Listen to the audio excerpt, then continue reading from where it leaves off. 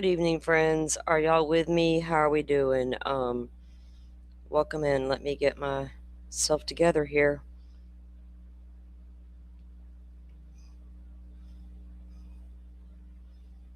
Okay. I think I'm here. Let me know in the chat. Can y'all hear me? See me? All the things. We'll get going here. We're not going to waste a lot of time.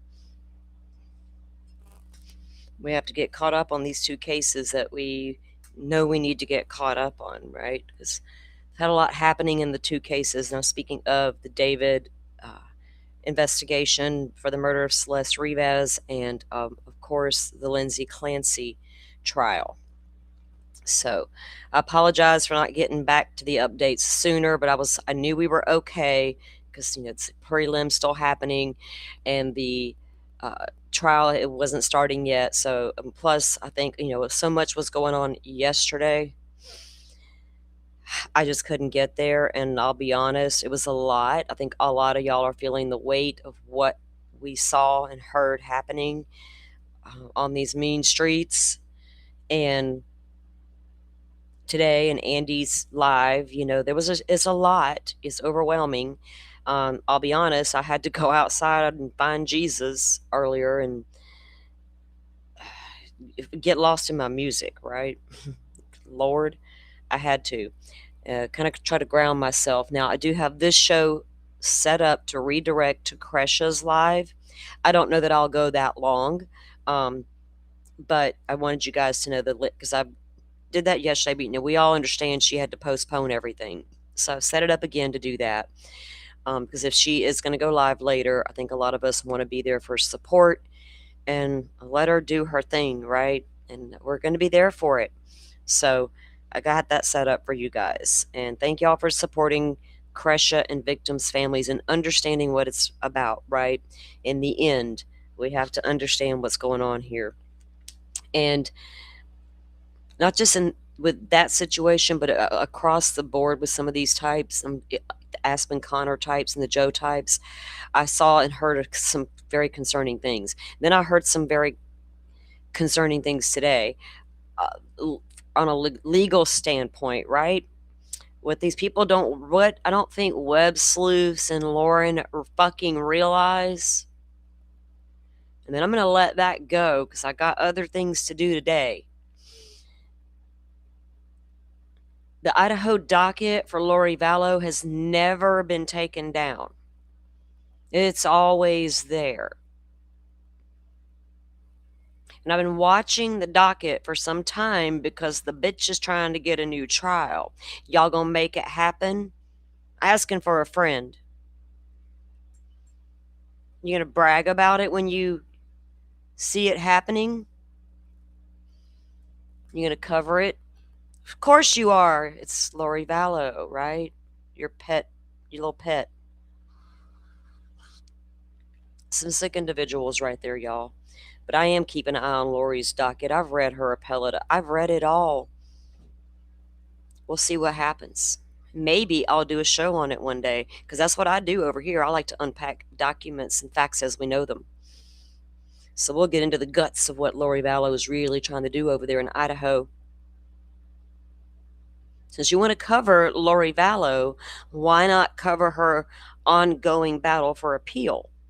We don't do that?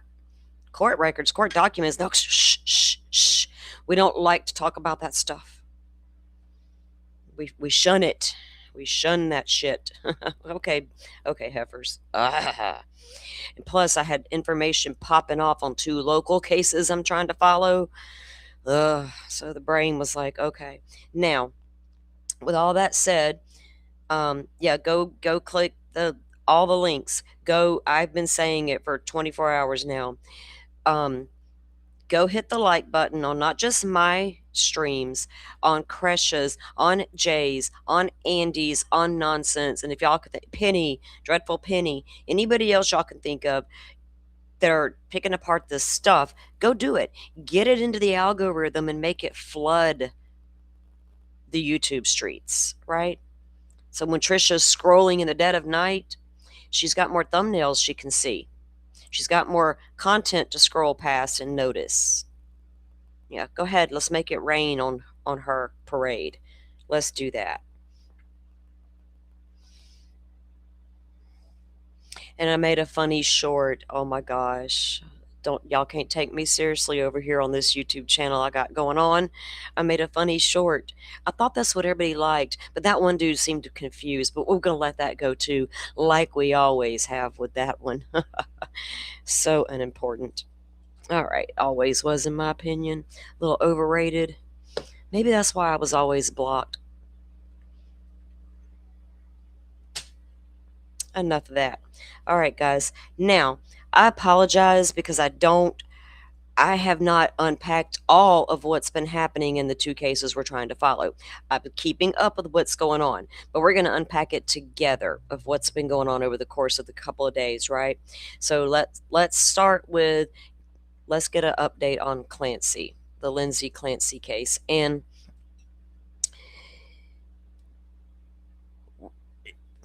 I have to speak, we try to cover these cases delicately as we can, especially when we're talking about everything involved in them. And it's not because, oh my God, another one killed our kids, or, you know, oh my God, can you believe he chopped that little girl up? It goes so far beyond that for a lot of us here. In Lindsay's case, in my opinion, it's not even a question of did she do it, right? We know she did it.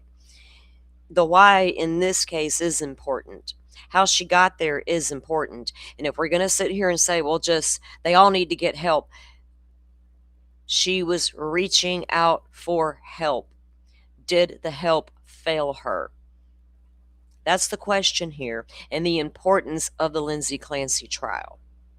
I completely understand she needs help. I think she was fully aware she needed help. She was already in active mental health crisis when this unfolded. So that's why we're covering it. What does this say for the courts? What does this say for the care of mental health? Should we not examine it? So we're going to examine it. It's important. I don't know where I honestly sit yet. I haven't seen all the evidence, right? I didn't follow this case super close. I know when it happened. I remember when it happened. I discussed it with a few people when it happened, but I haven't deep dove it since then. I just kind of filed it away back there until recently when it started getting close to trial, right? So I'm going to go in here with no preconceived notion. I have read the latest filings and we have the documents. And when Andy and I spoke briefly about this, she's got the document too, the Lindsay's lawsuit, the 700 plus page. I said, we have that, right? But we haven't had a chance to go over any of it yet. So we don't even have that preconceived part of it, right? To even force us to have an opinion yet. But we will probably get into some of that this weekend, just so we will have some backstory on some of what may happen at trial. All right. Now, like I said, Lauren Conlon, we know Brian Enton, and a few others have been out there. Harvey, of all places, y'all say what you will, whatever these days, but Harvey Levin over there at TMZ gave a really good report, right? And I compared it. I'm not an idiot. Actually, I've compared Enton to Conlon and back and forth, right? I got to make sure I know what I'm talking about before I go talking about it, where I heard it from and all the things. Trying to do this right out here.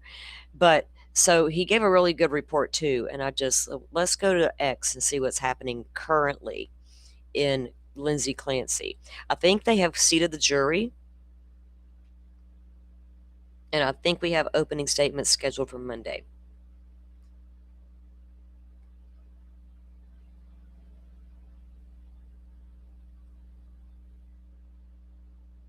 There's always more people watching BMD than there are thumbs up. I know that.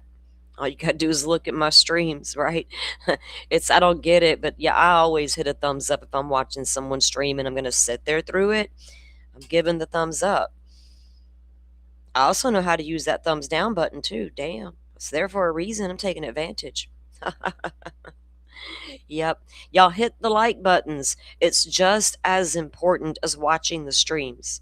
In some cases, it's more. It helps drive it to the algorithm. That's what the like button does. So make sure you're hitting the like button, guys. Please do that. I kind of watched a lot of Jay's stream from last night over on Andy's this morning because I had enough last night. It was not Jay. As soon as I ended, she goes live, right? And I stayed as long as I could, and I was like, man, this is starting to feel. I was feeling the weight of it. Let me put it that way, because I will feel it and carry it with me, and I didn't want to do that. I needed to go to sleep, so I tried to, yeah. And then I sat outside and listened to something howling way off in the distance in the woods. Pretty sure it was that coyote. I was like, what is she doing out there all by herself? Where's them babies? They're usually running the creek by now. It was just like, it was crazy, right? It was like a lone wolf. Maybe it was that wolf. It was a lone wolf howl. It wasn't the coyote. What am I thinking? That was a sign. See, I think of things like that were signs. Lone wolf, lead the pack.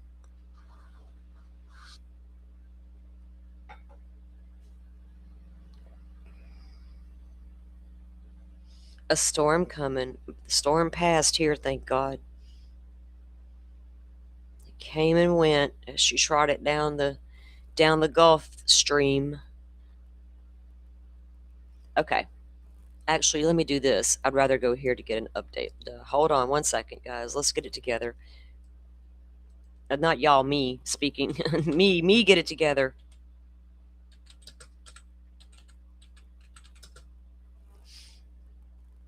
It's a me thing.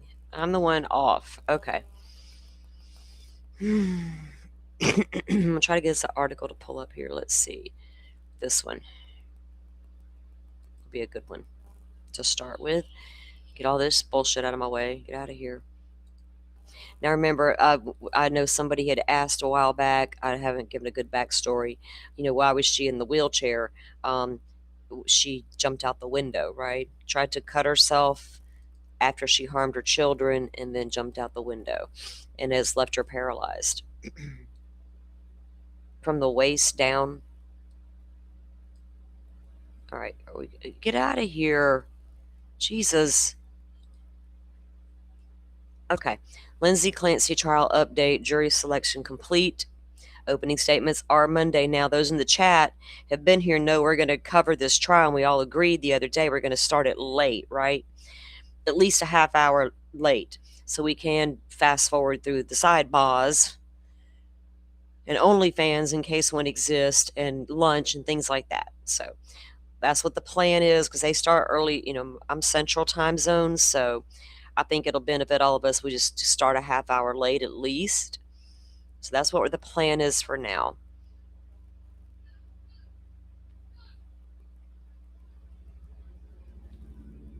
Jury selection was completed Thursday. Is it Thursday already? Hold on. Damn it, man, it is. I thought it was like Wednesday. I don't think I've looked in a couple of days. I don't know. That end of the world party, all blend. The days just got lost. I feel like I was being fucking portaled, because they won't let it be. I'm doing all my hard work, and it's draining, Trisha. I felt the weight of that shit last night. Thank you very much, you stupid. I'm glad your teeth fell out.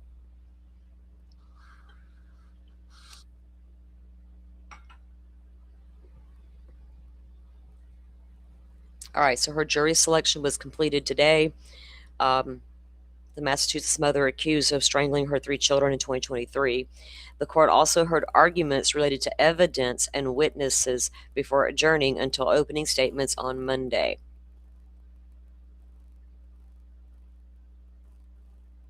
Clancy was indicted on the 3 counts of murder in 2023 and the deaths of her children, 5-year-old Cora, 3-year-old Dawson, and 7-month-old Callan.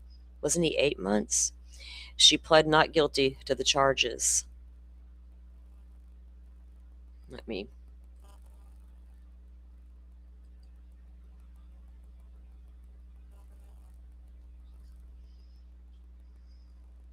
She became paraplegic After harming herself in the immediate aftermath of her children's deaths, Clancy's defense team plans to use the insanity defense, arguing that she suffered from postpartum psychosis and was over-medicated at the time of the alleged crimes. Jury selection on Thursday began with a setback, with two jurors dismissed because of work-related issues. Wasn't one from the other day, the day one, dismissed as well? Something happened. However, the process quickly got back on track, and the 18-member panel was completed just after 2 p.m. Remember, they're doing 18 total. What do we have? Was it 6 alternates, right? Okay. The final jury is made up of 12 women and 6 men. They will not know until the presentation of the case is concluded who will deliberate and who will be alternate. That's always a good thing because you don't want your alts not paying attention, thinking they're not going to be deliberating, right? Don't tell them who's actually going to go deliberate in the deliberation room. All 18, pay attention, because some of y'all going back to vote and some of y'all are just thank you for your time. Following jury selection, the court heard arguments about Patrick Clancy's motion asking that pictures of his 3 children's autopsy photos and the record of his 911 call not be distributed to the public. Oh man. Oh, we don't need those autopsy photos. Honest to God, we don't. 911 calls are par for the course. I can't get behind that one in this case because of its sensitive nature, when I can't get behind that in other cases. Again, I gotta study that. But I get it. I don't know that we would even play it, listen to it, right? I mean, some of those 911 calls are so gut wrenching to begin with, but they come out and they need to be, because that's transparency. But the autopsy photos of children, we don't need none of that. I don't even need it of the grown-ups. I'm not the medical death examiner person. I'm going to take their word for it, what their report says, right? I can read your prelim and look at your redacted photos all day long. I can compartmentalize that. I'm in true crime, but I don't need to see all that other.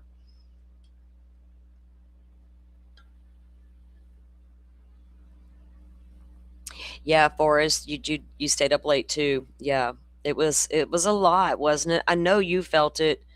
I know you did, sir. I was kind of surprised you did stay as long as you did. I'll be honest. But I know why, because I know what you're doing. You support Kresha, just like the rest of this community, right? That's the thing about the victims of true crime creators. It's not just the families they exploit. It's the community they take along for the ride that they exploit right along with them. That's the exploitation I cannot stand to see, because that hurts my friends.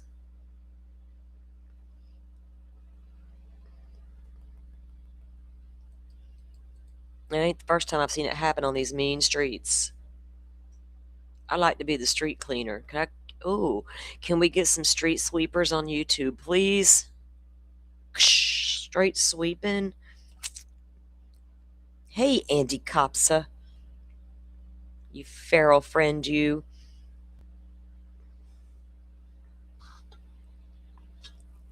Great live today.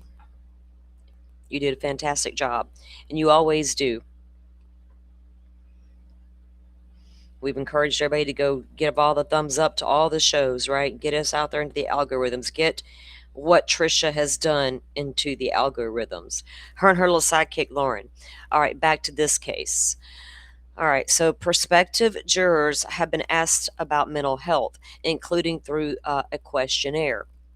Among the questions asked, is there anything about the description of the case or the charges that cause you to believe you cannot be fair and impartial? That's so important. Fair and impartial. Willing to hear it out.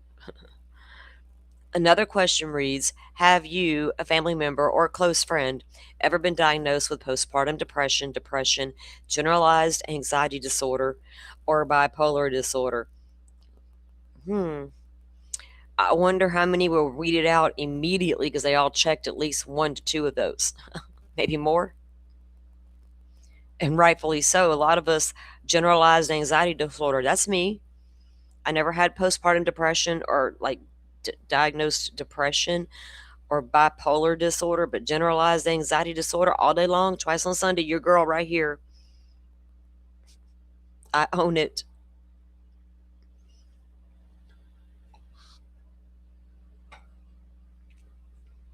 Yeah, there's the link to Andy's channel.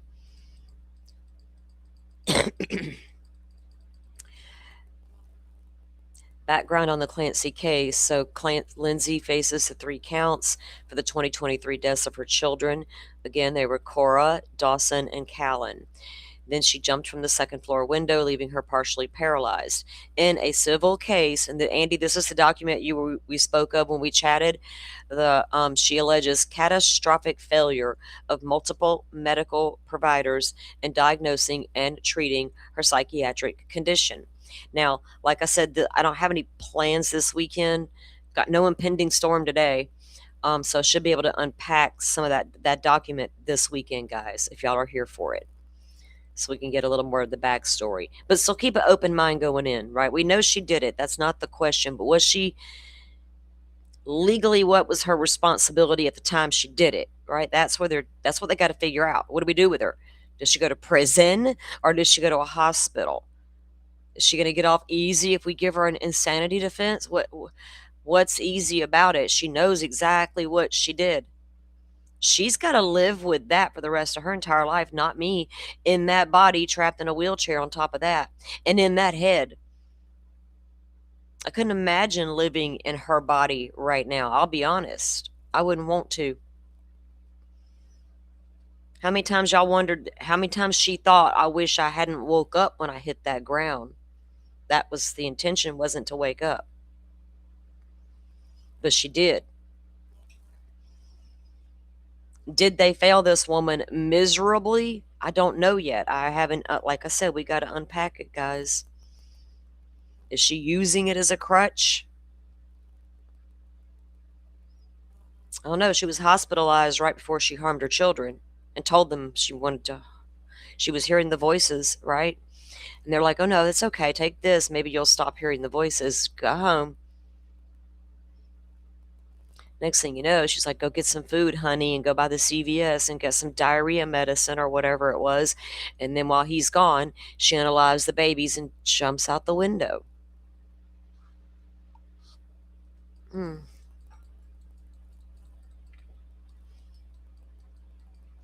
Judge Sullivan said the trial is expected to last 6 to 8 weeks. In pretrial hearings, attorneys noted that the strain that service in this case could put on jurors. Now, we know they may not last 6 to 8 weeks, but that's what it's scheduled for right now. I feel like Karen Reed went that long, but I got PTSD about that trial. Y'all know that. Phew. Lord help us all of that one. The defense is expected to argue Clancy lacks criminal responsibility because she suffered postpartum psychosis and was so medicated. The line of defense is a factor in the jury selection process. In a case like this, which frankly comes from a very, very dark place, it's going to be excruciatingly difficult to impanel 18 indifferent, impartial, and fair, unbiased jurors. Well, that's fucking sad that we can't sit 18 people out of how many that can't be fair, impartial, and indifferent and unbiased. We have a problem, America, in our legal justice system. They just said it right there. 18 people cannot do that. It'd be difficult to impanel those 18 people. What, do we need to do what Nick does? What they do over there? They pay the jurors in Sweden. Am I right, Andy? Is that how that works? I want a system like Nick's. We need critical thinkers. Stat, 18 of you son of a bitches. Come on. Expert jurors coming to a courtroom in America near you. That's almost scary too, though. Shit, fire. I done went a rabbit hole in my head. Never mind, get out of there. Prospective jurors are being asked to complete a questionnaire and review a witness list to ensure they don't have any connection to anyone who could testify. They had to go through the entire expert witness list to make sure they didn't know anybody on the witness list, right? Like, oh yeah, I know her. I know her sister. I went to lunch with her brother's sister-in-law. Oh, she's my therapist, right? That kind of thing. The questionnaire included questions about whether they knew they could be remain impartial when considering the charges. That right there is huge because a lot of folks can't get past what she did, right?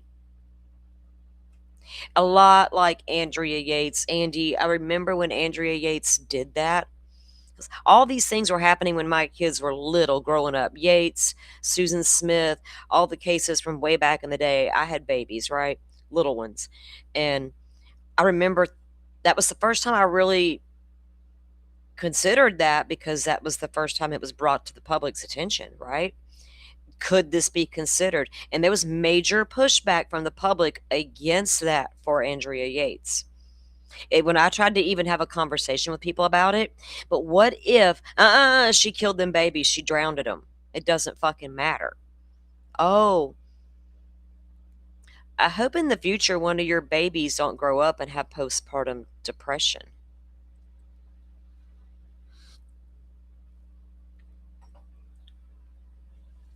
That's how the mindset it still is in some cases. And we got to move past that, move the needle, scratch the surface, but damn, go deep. What's wrong? We can't do that, right? We have to look at it, especially if we're going to slap labels on things and blame mental health in America. What are we doing about mental health in America? I wish Alan Jackson could get his hands on all Nick's money because by God, I know he's got some shit to show me that I am here for. I'm sitting on go waiting on it. I throw him a lot of flack for needing all that money to do it, but damn, if that's what it's going to take. I wish I could win the Florida lottery. I'd fucking finance it just to watch Alan go and prove what I'm fucking talking about. Okay, enough in rant. It's not about that right this second. Or maybe it is. Each was then called to speak with attorneys and the judge. While the conversations with prospective jurors were held out of hearing range, the reporters in the gallery, dozens, were seen excused each day. More than one appeared to be emotional as they exited the courtroom. We ask a lot of jurors, right? They have to see and hear some very painful evidence, right? Images they can never unsee and should never have to see. But we have to do, and that's what I've always said. People are like, well, how could you look at that? Well, a juror would be asked to look at that. It- Otherwise, I'm going to be excused if I say I can't look at that in the courtroom. They're going to say, well, you don't need your services. So to be called morbid or into that shit is really weird to do that to. It's weird. Stop it. Before jury selection began on Monday, that was last week, or this week rather, the prosecution raised a concern about some of the names added to the defense list.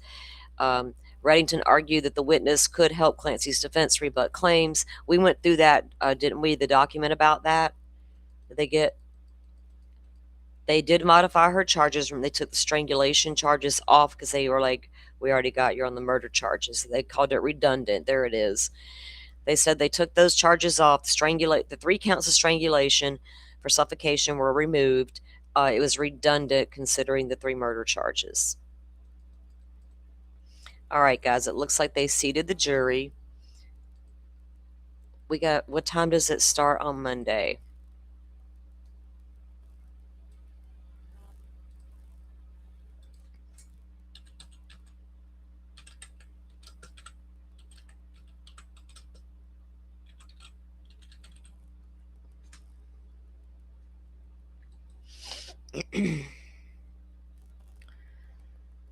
Let's see if we can find out.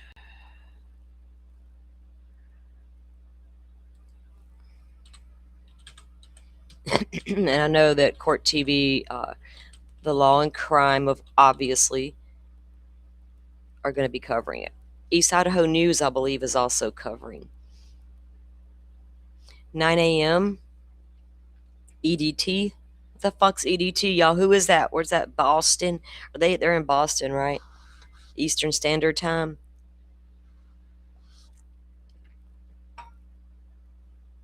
Okay, hang on. That'd be 8 a.m. for me.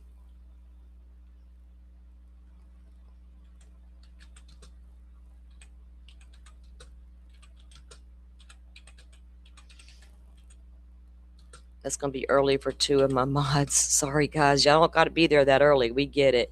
Yeah, 8 a.m. for me, 9 a.m. For the East Coast. So, what is that? 6 a.m. for my West Coast peeps and for Forrest up there, Canada way. What do y'all, Rachel? What are you, Rachel? Are you West Coast? You're not West Coast. You're not on the coast out there. You're Midwestern. Are you the Midwest? So that's what's y'all. I'm in the southeast. That's all I know. Southeast. Time changes at the Apalachicola River. It jumps ahead one full hour. Everybody else is on their own bullshit to figure out. I just know my stuff. It took me forever to learn that my mods were that far behind me. I'm like, oh man, all those times I'm going early, and they're like, damn it, Salty, we're still in bed. My bad. Y'all know me if you've been around a minute. I don't do the clocks and the calendars. Half the time I don't know what's going on. I'm just going. We're just going with it. Clocks, calendars, weather reports. What the fuck? If it's gonna affect me, I'll look. Otherwise, I don't need to bother my head with that shit.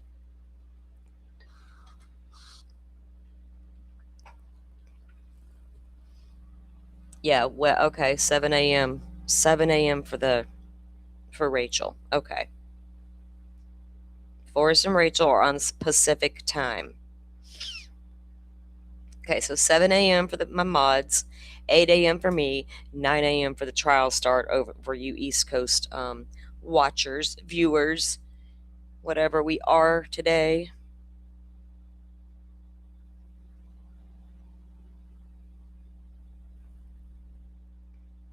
Hey, three doxies, welcome in. We just we covered we I just recapped what's going to happen leading, or just what had happened leading up to the Lindsay Clancy trial.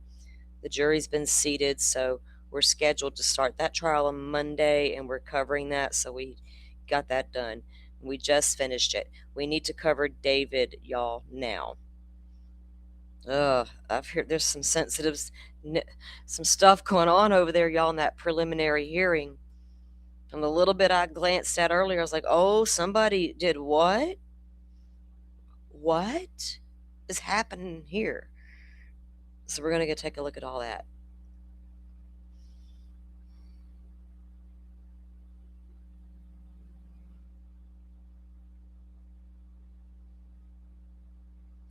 Defense Diaries about Lindsay Clancy. Yeah, they've been covering, unpacking stuff over there on her case.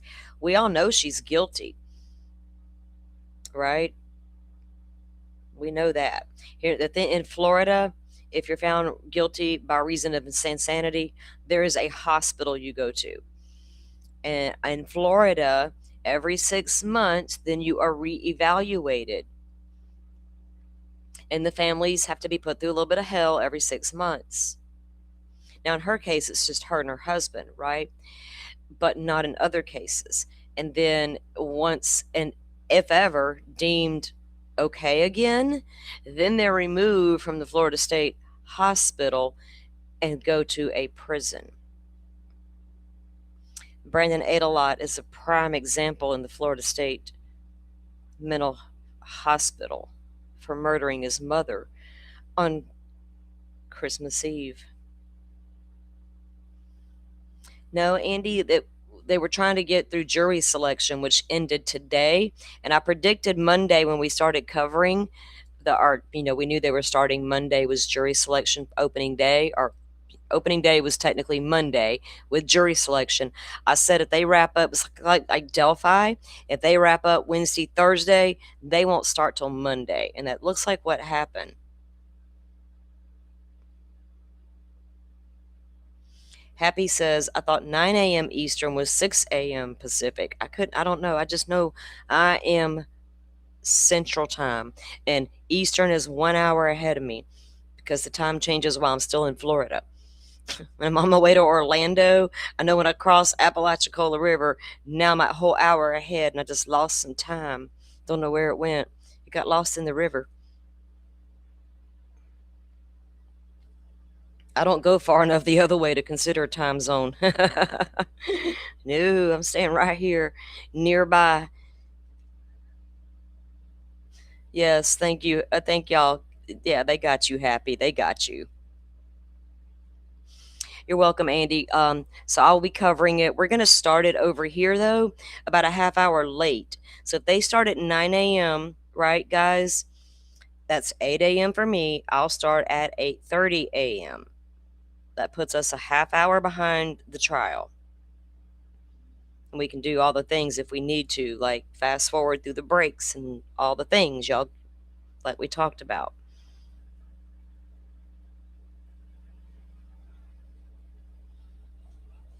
I don't know how long those days will go. Y'all know it's unpredictable with court.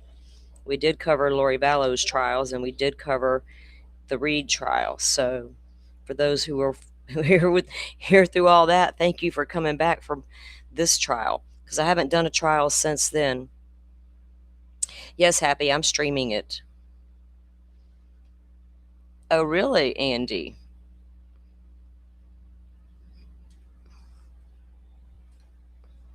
Down there near the bend. Okay, let's. Who are we going to go look at first, guys? Let me see here.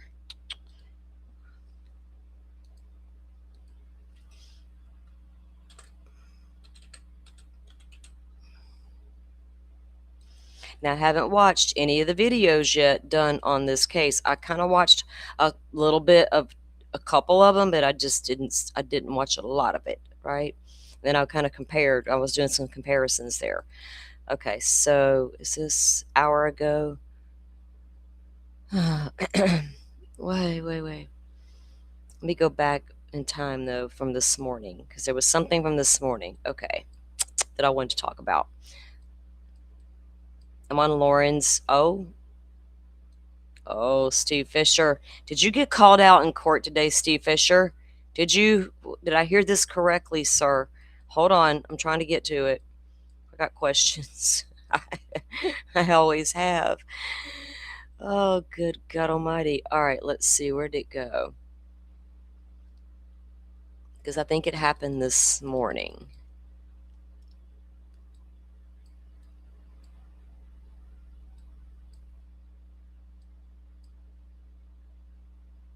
Okay, yes, here it is. All right. It's on Lauren's tweet. Y'all know Steve Fisher from SF Investigates, and he was hired by the person who owned the house that David was renting, right? To figure stuff out. Anyway, Lauren Conlin, this says 3 hours ago, but David prelim hearing. Today is day 3 of the prelim. We did not get cameras in the courtroom. They're dancing in the dark out there in LA for some reason and fighting with the coroner. What's happening? Anyway, video coming at lunch. Okay, Lauren. And Taylor is her co-worker, colleague from LA Mag. She's got coverage as well. All right, judge opened court very frustrated, putting several issues on the record before testimony resumed. It's not a good thing to open up court with a judge mad.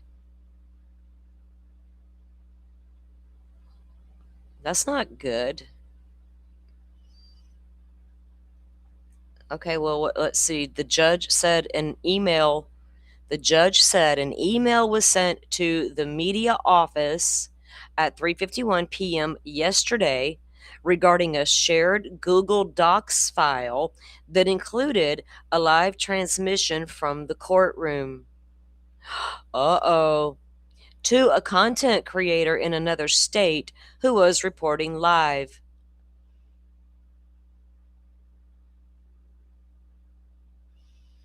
She called it shocking that the order was allegedly violated, reiterating that media are prohibited from live streaming from inside the courtroom. The fuck? Irresponsible son of a bitches. Who did that? Because we need to put that shit on blast. Google Drive, shared Google Drive. Oh, God. Anybody see anything about that anywhere on the YouTubes? Was anybody streaming claiming to have something from the courtroom? Was it on the TikToks? We need to go troll the TikToks. They go away, right? They go away. Unless somebody screen records that shit. Where's those clip channels? All right. The judge also reread the court's media order into the record and referenced previously calling out the attorney for the Rivas family over the same concerns. Oh, the judge reread the court's media order into the record and referenced previously calling out the Rivas family attorney. Whoa. Prosecutor Beth Silverman then told the court on the record that a woman seated in the last row of the gallery approached her several times and made comments directed at her, negative comments. Against the prosecutor, someone's in the courtroom and the taking up for David? A woman seated in the last row? Jesus Christ almighty. Silverman, what is happening in our justice system where this is acceptable behavior? Oh, I know what happened, and it happened. Never mind. I ain't even having that conversation with America when it became acceptable to act this way. I pieced out right then and there. Like, oh, fuck, we just lost control of the train and we're never getting her back, and I wasn't wrong. Here we are. It's okay, America. Act a fucking fool. We can explain it away later. It was your passion that drove you. Forget about your conduct along the way. As long as you're passionate. Fucking idiots. Silverman then turned around and looked at P.I. Steve Fisher. Oh no. Saying he was a grand jury witness and should not be present in the courtroom. Oh, amen. Can't argue with that. And also claimed he spoke with the Rivas family attorney, Patrick Steinfeld, in the lobby, and he shouldn't have.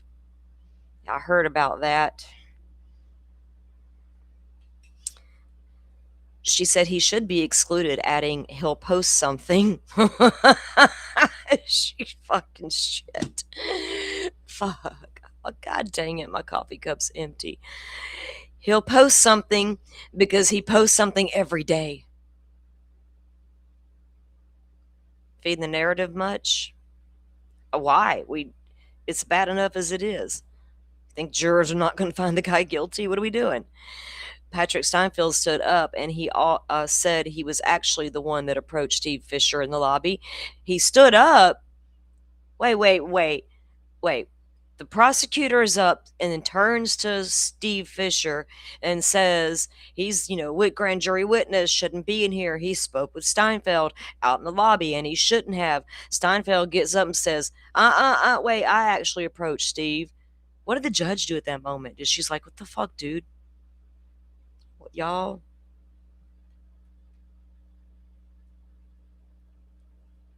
What am I taking as a joke, Andy? I happened to look down. No, girl. He'll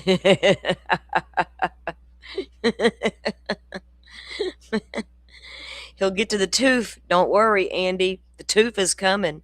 Hang on. The tooth will set us free. Nothing but the tooth. She don't tell the tooth. Tooth decay. Truth decay. Trial tourists always find out the tooth.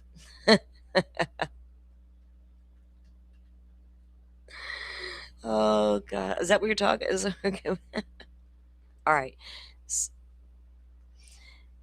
Yes, to that one chick, I am always in a good mood, believe it or not. Patrick stood up, though, and he claims it was actually him that approached Fisher. Don't throw Fisher out. I approached him. He didn't approach me. And their conversation was 15 seconds. That's not a conversation. That's a hi. Hey, fist bump. What? 15-second conversation. I don't call that a convo. Steve Fisher was gracious to the judge and left the courtroom. He is a nice guy by all accounts. He appears to be. I was all over his work in the Chelsea Grim case. I had such hope, and I got your maps. I know where he searched. I was all over it. Still don't know where Chelsea's at to this day, though. I think Steve's holding back on me, though, with that information. Did she walk away, Steve? Do you really know the truth? Hold on, I got sidetracked again. Sorry. Y'all, I've been around these streets quite a while. I'm not teasing when I tell y'all to be safe out there.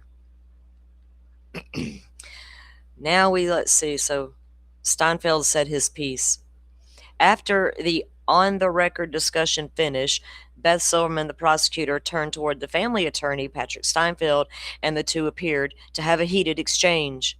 Goodness! From where I was seated, I overheard Silverman say, "Push me, you'll see how far that goes, and I'll pull your badge." What? And the fireworks is happening in the courtroom. Good. I need to get coffee. Hang on, hang on, hang on. We'll reread it. 1 second, guys. Give me grace. I gotta get to coffee.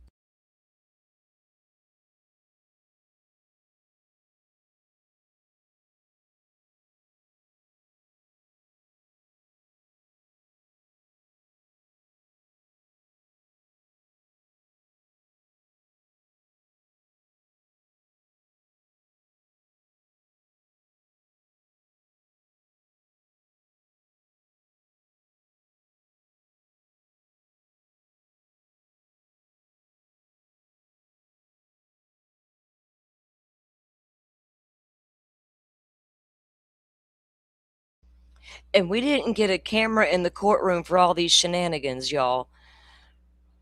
Steve Fisher was gracious to the judge and he left the courtroom. After the on the record discussion finished, prosecutor Beth Silverman turned toward family attorney Patrick Steinfeld. So the prosecutor turns to the attorney for the family and says, and the two appeared to have a heated exchange where she says, "From where I was seated, okay." Silverman says to Steinfeld, oh, the prosecutor says to the attorney for the family, "Push me, you'll see how far that goes, and I'll pull your badge." Oh, prosecutor Beth Silverman said that? What did he do so bad? What did Steinfeld do, y'all? Did he speak out for the publicly and she didn't like it? He's the attorney for the family. So what exactly did he do to piss Silverman off that bad where she's starting to pull his badge? Hold on, what did we miss? Okay, fill me in. Oh, wait, where's my mods? They'll let me know. Silverman is spicy today. Happy? What's going on here?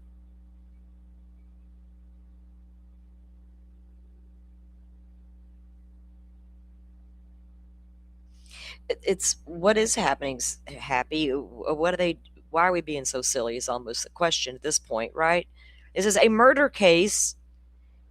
Did they hear the horrific details of Celeste? I mean, come on. But we got prosecutors and attorneys and private eyes getting into it in the courtroom and the judge having to sort that shit out. What are we doing?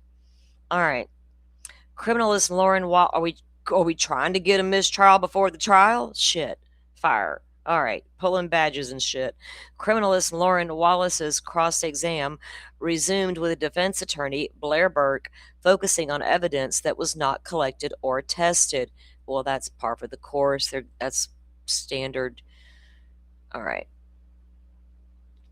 What's she got to say about it? Wallace testified the two apparently chainsaw colors are orange black, not red and black. The not hang on. Wallace testified the two apparently chainsaws, I guess they're talking about, colors are orange black, not red black, and then pink one. Chainsaws handles were not swabbed for touch DNA. Oh, my client didn't do it, sir. Who touched the chainsaw then? Whose DNA we looking for there, Miss Burke? If not your client's. an alternate perpetrator on the chainsaw that David ordered delivered to his house and allegedly cut this little girl up in a pool. Whose DNA is on that handle? If not for your client, I don't know. So fucking what? I want the documents. DNA was It was not swabbed for touch DNA because presumptive testing for biomatter was negative. Well, what they gonna test, Miss? So, does she want like an MVAC ran on it to make sure it's got no speck on there, not one slither of transfer DNA? More specifically, it was phenylethylamine negative. She said some items were still collected despite negative testing, while others were not because investigators determined they lacked forensic value. That one piece you left untested holds all the forensic value to the case, right? Like, you gotta, are we test the cost of these cases, man, is already astronomical. These labs, ain't you heard? Missing chainsaw. Burt questioned Wallace about a third electric handheld saw found in a storage closet.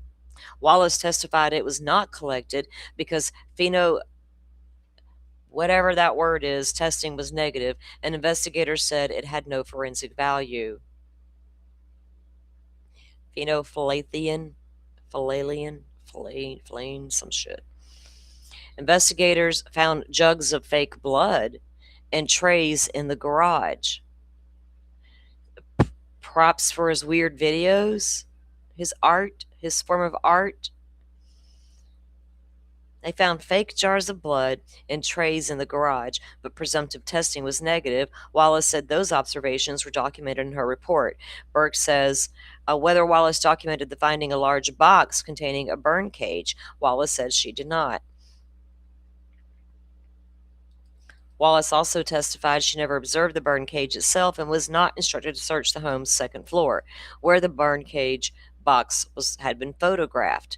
Now, remember, Steve tweeted a very long time ago about a burn cage being ordered and sent to David's upon his investigation. Y'all remember that? The burn box was taken from the house when they finally went in there with a search warrant, but it was never used. The little incinerator thingy, it hadn't been used, right? He had a different plan. For some reason, he decided not to use his burn cage.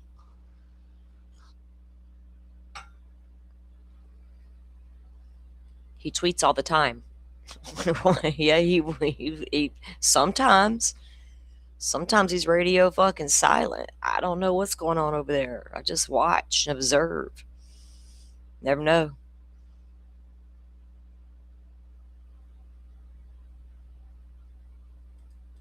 Wallace explained that even collected evidence is not automatically tested. Detectives and forensic analysis determine which items. So it sounds like Burke, his attorney, David Burke's attorney, is named Blair Burke. Blair Burke's a high-profile attorney. I hear she's good friends with Harvey Levin as well. She's famous out there in L.A. I'm sure her and Alan Jackson are also good friends, or maybe frenemies, colleagues, who knows out there. But she don't play, right? She's not one to play with. But is some of this spaghetti against the wall, standard defense stuff, right? It sounds like she's trying to keep evidence out, or saying you didn't take this evidence seriously enough, and try to poke holes with some of the evidence, right? Of course, you want to try to do that if you're a decent attorney, a defense attorney over here. The next witness was criminalist Lisa Larhendro of the LAPD Trace Analysis Unit took the stand. She testified she had 26 years of LAPD, including 22 years trace analysis examining evidence such as hairs, fibers, gunshot residue, and other microscopic trace evidence. Okay. Her exam focused on the inflatable pool at the victim's clothing.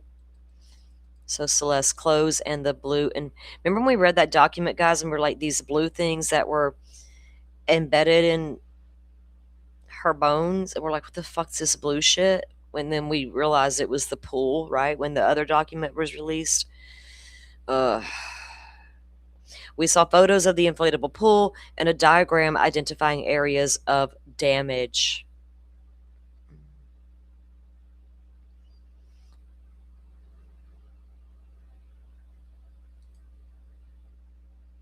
Hey, hang on, I got the wrong banner up, y'all. Hold on. Shit. Some people might be going like, what does that banner even mean, lady? Here we go. Sorry. Uh, okay. That was from last night, yesterday, whatever.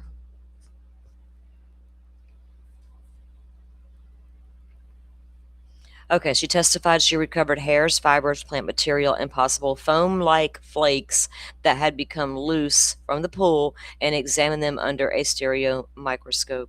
She also observed possible footwear impressions on the pool. Really? Possible footwear impressions on the pool and attempted to recover them using an electrostatic dust print lifter, but testified the impressions were too difficult to collect. Okay. She identified 4 damaged areas on the pool labeled A, B, C, and D. She described the damage as combination of straight linear cuts and irregular scalloped cuts, with some cuts penetrating completely through the pool's material. She compared blue plastic fragments submitted by the medical examiner's office to the damaged areas of the pool using the stereo microscope. We saw photos demonstrating that several fragments physically fit into a missing section of the pool, similar to puzzle pieces. Oh my God, y'all. Recovered from her remains, what was there can match right back up to that pool like a puzzle.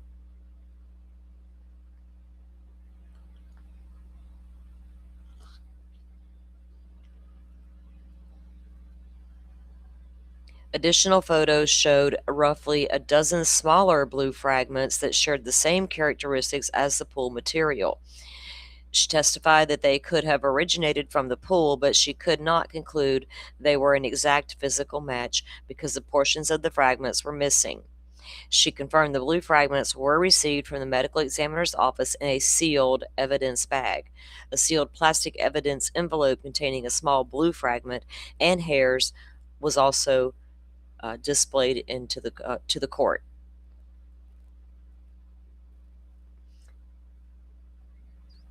Seven hours ago, Lauren did drop a video. Okay, we're gonna go look at that stuff in a minute. Look, Jesse Weber. He had a conversation with Enton and Lauren. Where?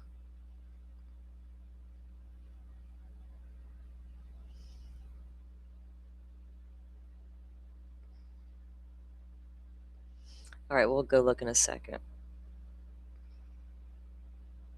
This was yesterday, right? When they were getting underway for day 2. Um, Forensic evidence mounts amid courtroom tension. Again, yesterday, prosecutors presented 2 LAPD criminalists who walked through the court evidence recovered from Burke's Tesla and the home, while attorneys repeatedly sparred over exhibits and courtroom procedure. Good. Let me pull this up. See, I can pull it up, but you guys can't see it. All right, let me do it this way. Let me save this article from LA Mag.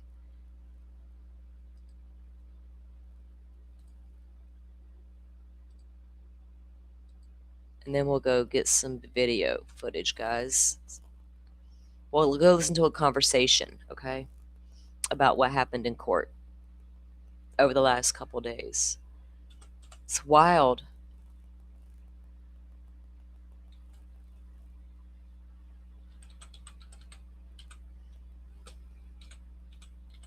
Okay.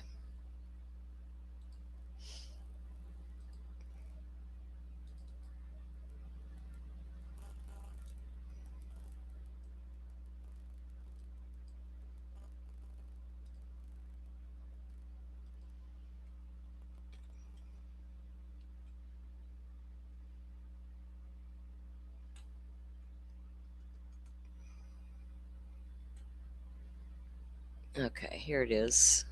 Pull up the article. Get that out of the way. All right. Uh,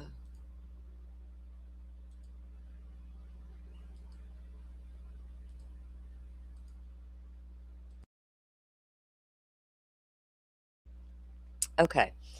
So, David's preliminary hearing, day two, which was yesterday, forensic evidence mounted amid courtroom tension. The prosecutors presented to the two. Okay, we read that part. Let's go down here and get to it.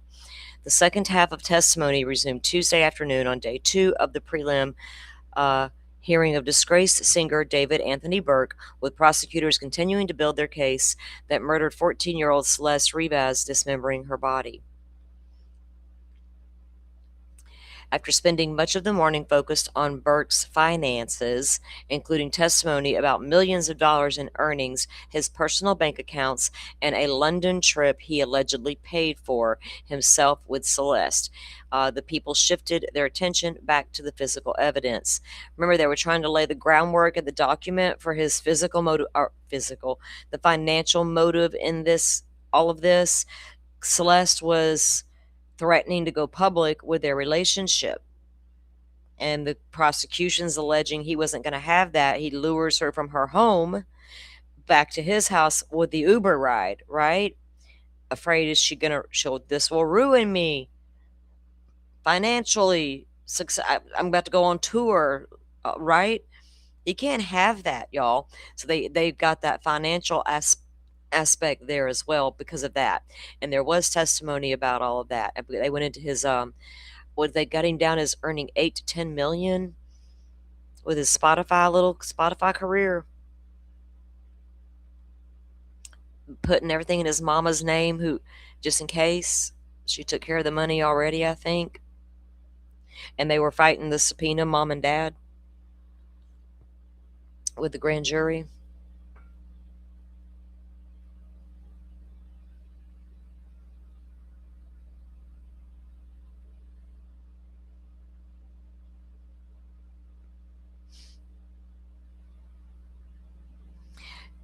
David's an idiot, yeah.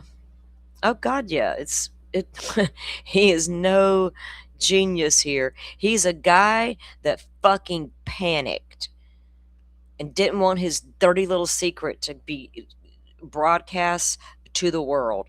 He was about to hit the big time. Yeah, I got my little 8 to 10 million, my little Spotify shit going on. That's not enough. He wants the big time. And he has been having a relationship with a minor child the entire ride.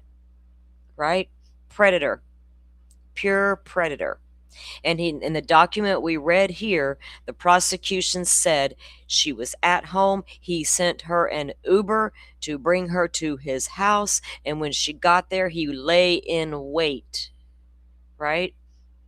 He laid in wait because she was threatening to expose the relationship because he wouldn't be her boyfriend and tell the world, this is my girlfriend.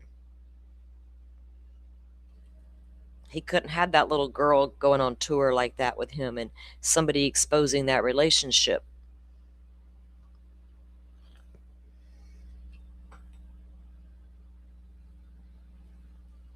He's a sick bastard.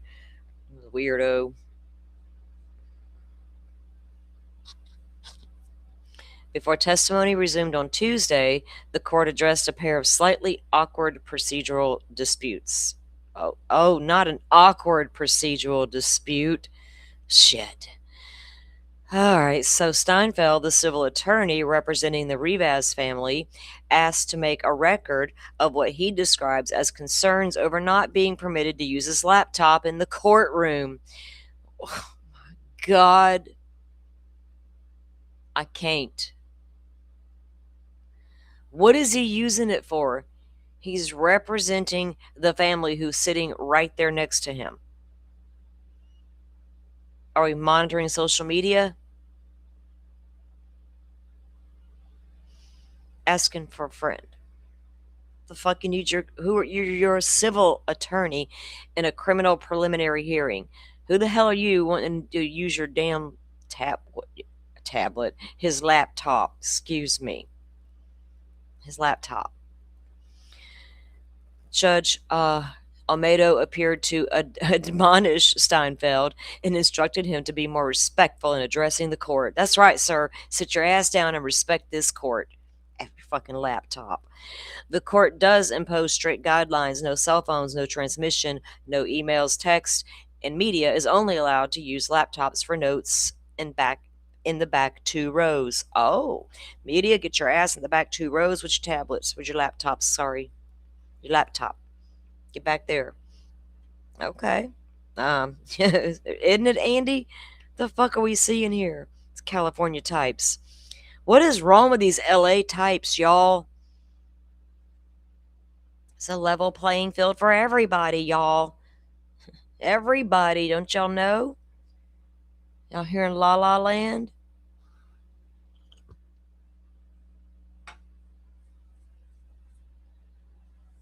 Y'all should have seen LA in the 80s. Fuck that. I was not about to head out that way. No, girl, God, no. Stand right here. Have at it. Mm-mm.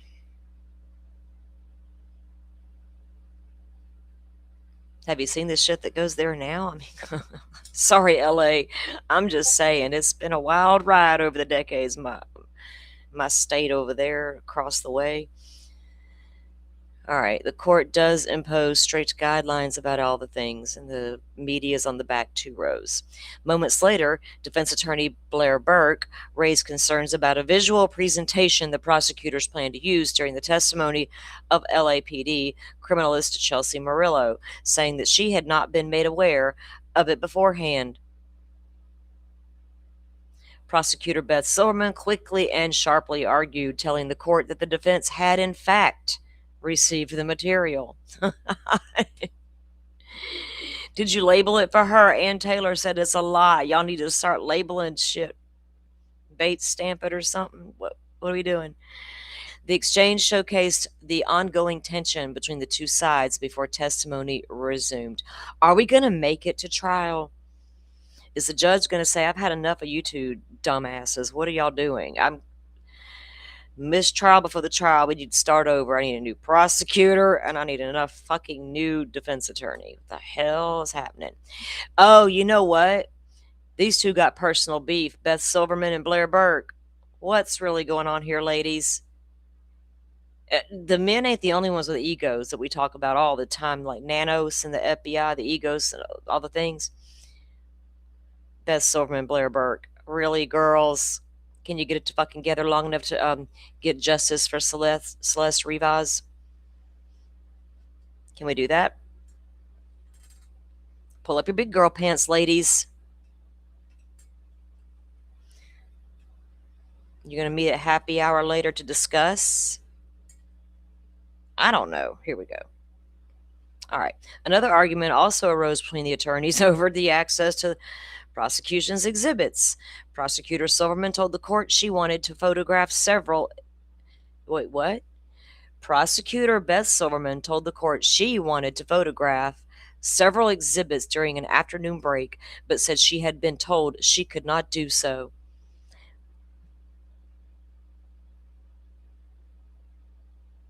I'm quite confused by that statement, ma'am, as why you would even say that as a prosecutor. Why would you need to do that? You need to photograph the exhibits? Remember after the Delphi trial, they're like, okay, we're going to put the exhibits on a table. Y'all can come and look at them. And Ali Mata trying to do the Lord's work out there, God bless her, got admonished. Here, the prosecutor. Can I take a photo of the exhibit? You don't have the exhibit discovery, ma'am? You got to make sure it matches? What are we doing? Oh, God. All right. Defense attorney Blair Burke responded that she had planned to make court-ordered redactions to certain exhibits before allowing additional access. Oh, Lord help us all.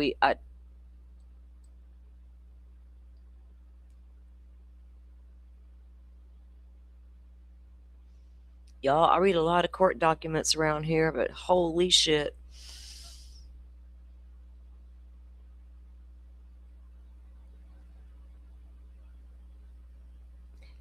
Prosecutor Silverman told the court she wanted to photograph several exhibits during the afternoon break, but said she had been told she couldn't do so.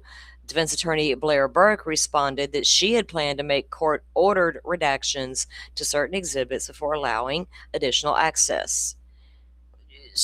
So the attorney has got something on an exhibit that she plans to make more redactions to before allowing additional access. What are we, Judge, what are you doing right now? Who's in control of this fucking courtroom? Silverman immediately jumped. What's her name when you need her? Not Gull, the other lady, Canoni or what the fuck ever. She don't give a fuck. I said no. I'm Canoni.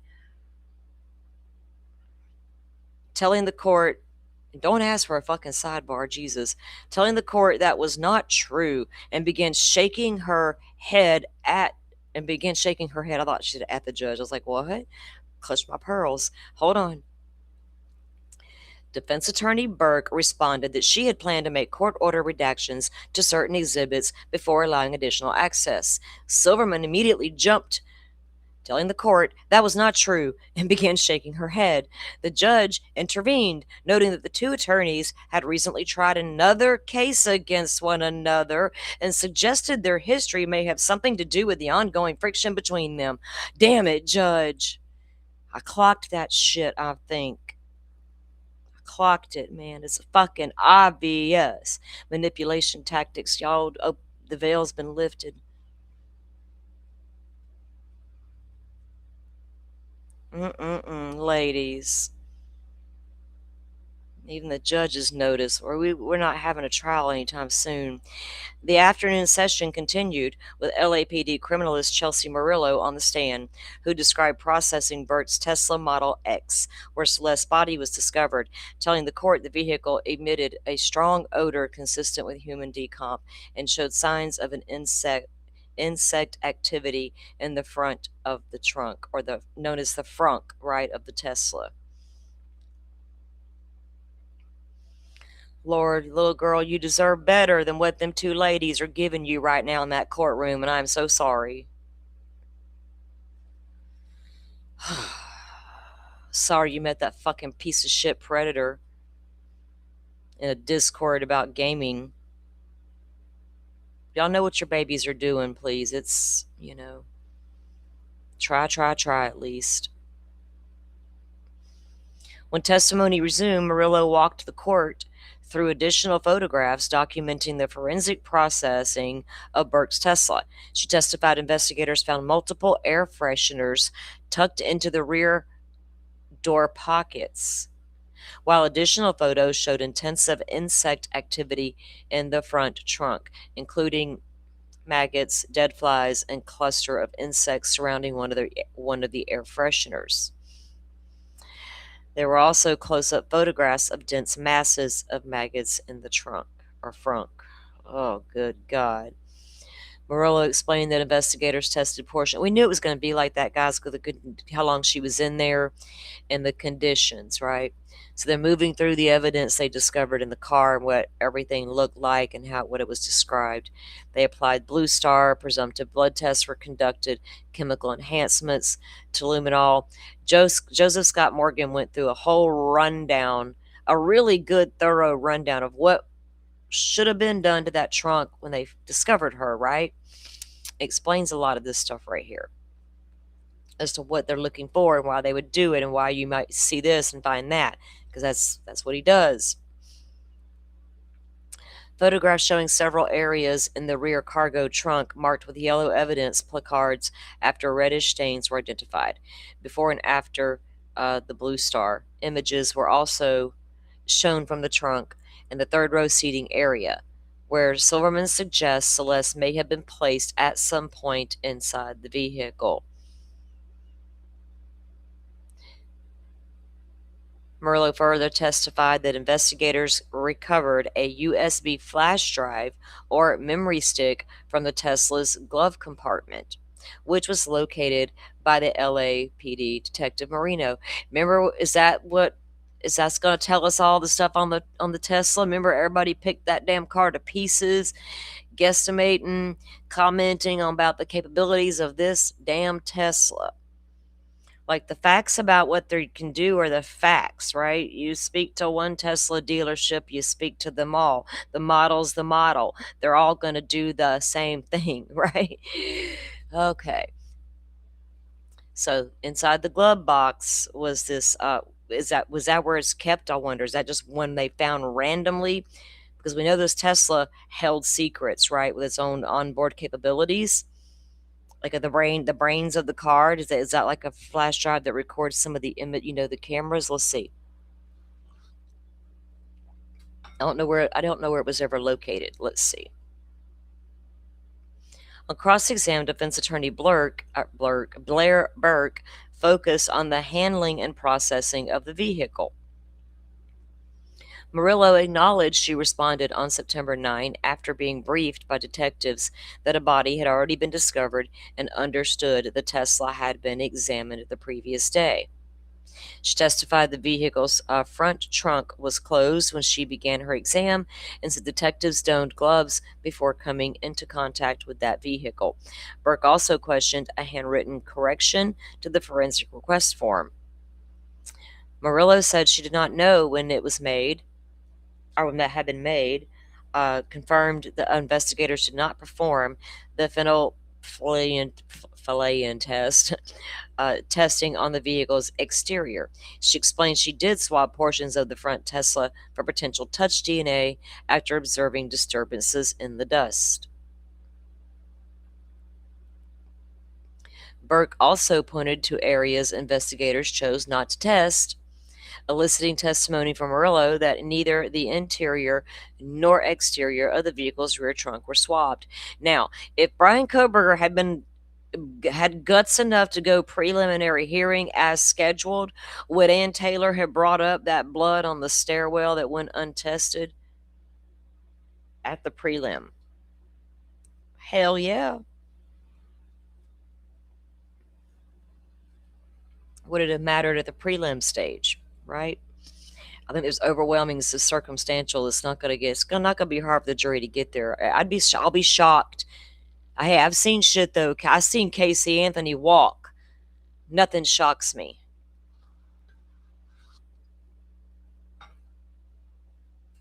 O.J. Simpson. This shit ain't gonna. Nothing can shock me right now with these cases, right? Shocks me we still get there sometimes with these cases, but okay. Yeah. It's based on bad evidence sometimes, right? Not that the evidence is not there, but is it bad evidence? And can you back up your evidence? And Florida fucked around and found out, unfortunately. And you cannot determine, it says, when the reddish stains were placed there. Okay, yeah, all right. Burke also questioned whether some of the forensic photograph. So you're going to argue what, one stain away compared to all the rest of the evidence found in the trunk? It's so weird, right? But okay, we get it. Burke also questioned whether some of the forensic photographs shown to the court had been digitally altered. What? Burke, what are you suggesting? No, back it up, lady. Hold on. Burke also questioned whether some of the forensic photographs shown to the court had been digitally altered. I can't believe she even said it. Who the fuck, ma'am, is going to digitally alter forensic photographs and put them on court and exhibit? What are you accusing this prosecutor of doing? Hey, these ladies are gonna get it on at the bar tonight. They're gonna stumble into one another out there, one of them fancy lady bars out there in LA. They're gonna be on the next Real Housewives show together. Watch. In a couple years when they're retired, they'll be on the Real Housewives together. Bitch, remember that day in that courtroom? I'm getting you back, you heifer. Orange County or Beverly Hills? Which one we doing, ladies? Fucking idiots. Wow. Burke questions if they were digitally altered. What if they were? That's a problem, Burke. That's a strong statement to make. I'm going to need some evidence of this digitally altered evidence for forensic photographs. What kind of John Matthias shit's going on here? Pointing to one exhibit, she asked Murillo whether it had been photoshopped or otherwise enhanced. You mean like lightened? Bridge guy type enhanced? What type of enhancement? Digitally by the FBI enhancement? Careful when you go with enhanced. Photoshopped and enhancements to two different things, ma'am. You can't trick me with your trickery, with your wordplay here. Photoshopped or otherwise enhanced. Murillo testified the image had not been altered, but said any photographs that had undergone digital enhancement would be labeled accordingly, per standard in the U.S. courtroom. Or should be, we hope, most of the time. Burt concluded by asking whether Blue Star testing detected blood in the front passenger's area of the Tesla. She testified she could not confirm that from her own analysis, and said determining whether additional blood was present fell outside of her scope of expertise. Stay in the scope. During redirect, Silverman confirmed that with Murillo that if any enhancements were done, it's simply meant to improve visibility. Murillo and Silverman agree that their photo documentation process is accurate, lab protocol, and used in crime labs across the country. Murillo also confirmed that Celeste's DNA was also found presumptively. Prosecutors called Lauren Wallace, an LAPD criminalist assigned to the Field Investigation Unit, who testified she processed evidence recovered during the search of Burke's Doheny Place residence. Wallace walked the court through additional forensic evidence collected from the garage, including a reddish stain on the Tesla charging cable that tested presumptive positive for the possible presence of blood. A reddish stain on the charging cable to the Tesla tested presumptively positive for blood. Okay, we got that now. Thank you. I can't look at you. I've looked at enough bullshit for 24 hours. I mean, teeth were flying. Dogs snoring, pajamas wearing, guys wearing underwear on their head that were pink. I can't take no more. Wallace said she performed presumptive testing on the stains and collected samples from those that tested positive for the possible presence of blood. All right, so they're moving through all the blood evidence. The court was then shown Blue Star photographs from the rubber floor mats near a rowing machine, where Wallace said the chemical enhancement produced a large area of bright blue luminescence consistent with the reaction to possible blood. Because he killed her in the house, right? He was laying in wait. Wallace then testified that he stabbed her. Wallace then testified the investigators recovered a garbage bag containing a cell phone, black fabric, and wipes with brown stains, with the latter testing presumptively positive for blood. The court also shown photographs of 2 green tarps bearing several reddish stains, likewise produced by presumptive testing positive results. Wallace described examining the inflatable pool recovered from the garage. Although no visible stains were observed, she testified the pool emitted a fresh, laundry-like scent. Whoa. And produced luminescence after Blue Star was applied. He cleaned his pool and kept it.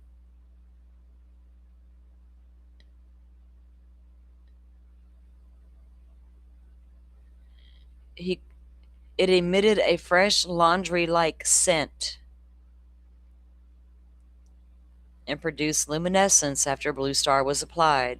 Investigators also found a rolled up dryer sheet inside the pool. He washed and dried the son of a bitch.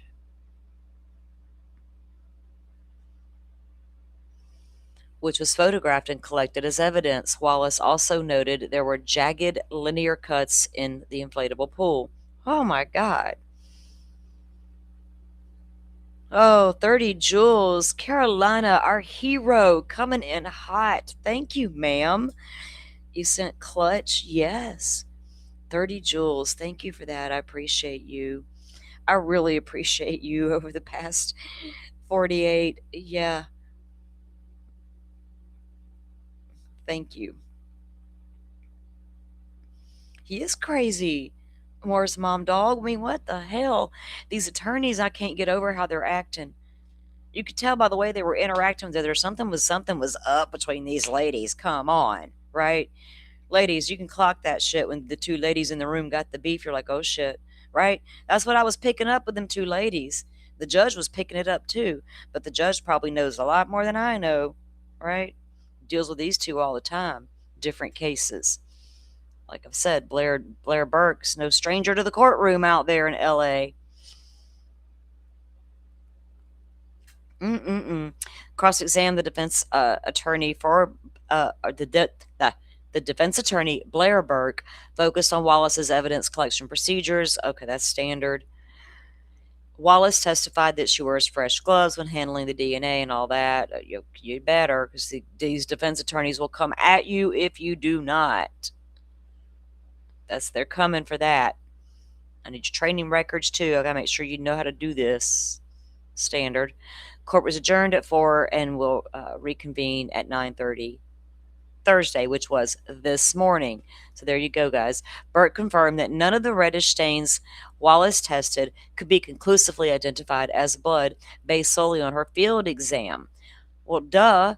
Wallace agreed, testifying that her testing could establish only the possible presence, with lab analysis required for conclusive confirmation. That's standard, Burke. You know that. Presumptive test prompts further testing at the lab. Lady, I bet the judge had a stiff drink at the end of the fucking day. What do y'all think? Yeah, the judge knows these ladies. She clocked that shit, or they probably argued in front of her courtroom, right?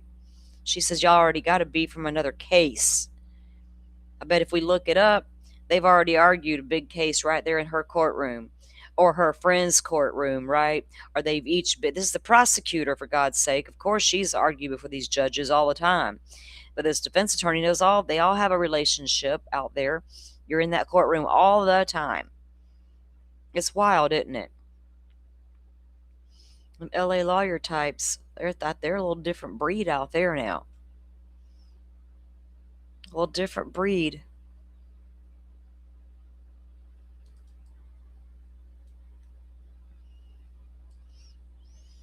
I'm okay for the defense attorney to go hard if it's a case I can get behind that may need it, right? But this one, it's like, oh, lady, you're reaching and it's showing that you got an issue with the other lady in the courtroom, and that's not cool. That's not going to cut it for me. That's not going to get my support, right? If you're a defense attorney, the way you're going at this is not the way to get my support. It's just not. It turns me off when they feel like they're crossing that line of being ridiculously just messy versus bringing the legal part right to the table. You can do that all day long. We're here for that. That's the justice system. But to bring my feels with me to the into the courtroom and I'll get you when we ain't got time for all that shit. We didn't have time for Nanos and his FBI bullshit when it came to look for Nancy Guthrie. We ain't about to tolerate some messy women. We got the fucking Lauren Matthias showing us how these messy women exist. I ain't about to put up with these damn defense attorney and the prosecutor over here. Good God Almighty, y'all. I don't even know what to say. Maybe I should just not say nothing at all at this point. Hold on.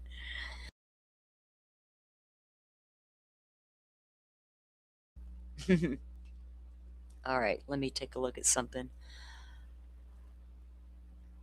Oh, I'm tired, y'all. I'm not even gonna lie. I kept waking up during the 24-hour end of life thingy just in case, Chad. I don't know. I don't know what was gonna happen. The end of time was coming. I kind of wanted a little bit of warning, so I kept waking up just in case, making sure. I make sure Trisha wasn't dead on the couch, even though that scrolly thing said it's just the dog and she's cool. Don't call 911. I had to make sure sometimes. She was scrolling her tablet all night, so most of the night. I'm just tired. Okay. 7:30 p.m. Central Standard Time is when Kresha has her live scheduled, so that will be 8:30 Eastern Standard Time. What has that got us? 5:30 Pacific? Did I do that right, guys? Did I do it right? My notification is on. I got this show set up to redirect over there. All right, let me see now.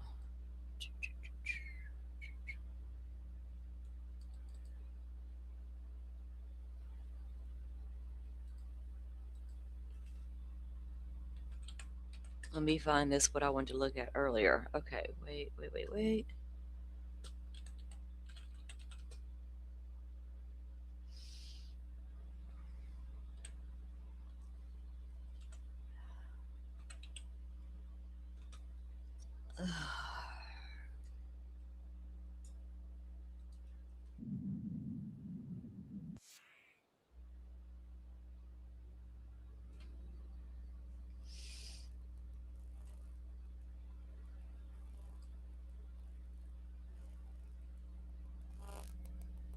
I'm looking for the video, guys, where Jesse Weber was on with Lauren or had Lauren and Brian on at the same time. I'm like, there's parts. I want to get the whole thing. Hold on, I'm trying to. I don't want the pieces. I know I had it too, so I just didn't watch it yet.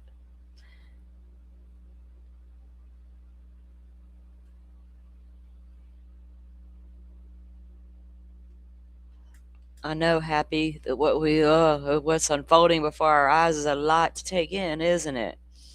Full episode. What is this? Okay, we got it. This is Jesse Weber over here. We're going to take a look at this interview, guys. I'm going to go to the restroom real quick while it starts out, though. Okay.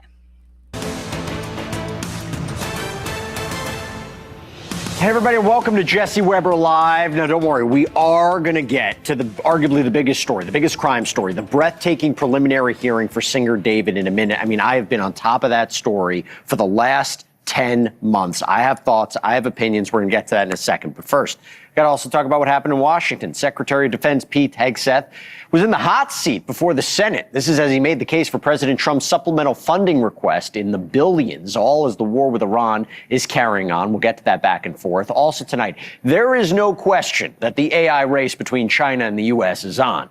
But China may be feeling some unintended consequences with AI now writing and acting and producing their mini dramas. You know what I'm going to ask? Hollywood next? Important conversation. And then, like I said, let's circle back to David out in L.A. Now, since the body of 14-year-old Celeste Rivas Hernandez was found dismembered and decomposing in the front trunk of a Tesla allegedly owned by singer David, real name David Anthony Burke, back in September of last year, we all have had a lot of questions. Today, answered some of those questions. Today marked the first day of a preliminary hearing that could last up to 5 days. This is where a judge will later decide if there is enough evidence for the criminal case against David to move forward to trial. But I got to say, the details that were revealed in court this morning, this afternoon, they are both new. Okay, guys, I was like, hurry up and get through that first part because I'm trying so hard not to even look at none of that stuff. I don't want to know. All right. Here we go with this part. I'm going to mute again and join you guys in chat for a minute. I'm going to walk the puppy real quick. And they are disturbing. Okay, prosecutors allege Burke stabbed Celeste to death in April of 2025 and then dismembered her body. And in what has been reported to be one of the most difficult moments of the day, the prosecution revealed what Celeste's remains look like when they were found at a tow yard in full view of Celeste's family in the front row. Here's how the Rivas family attorney described that moment. There was an image of Celeste's torso and her head in the trunk of the car, and the prosecutor had to ask what it was because you could not tell it was a head. It was absolutely, it was deplorable.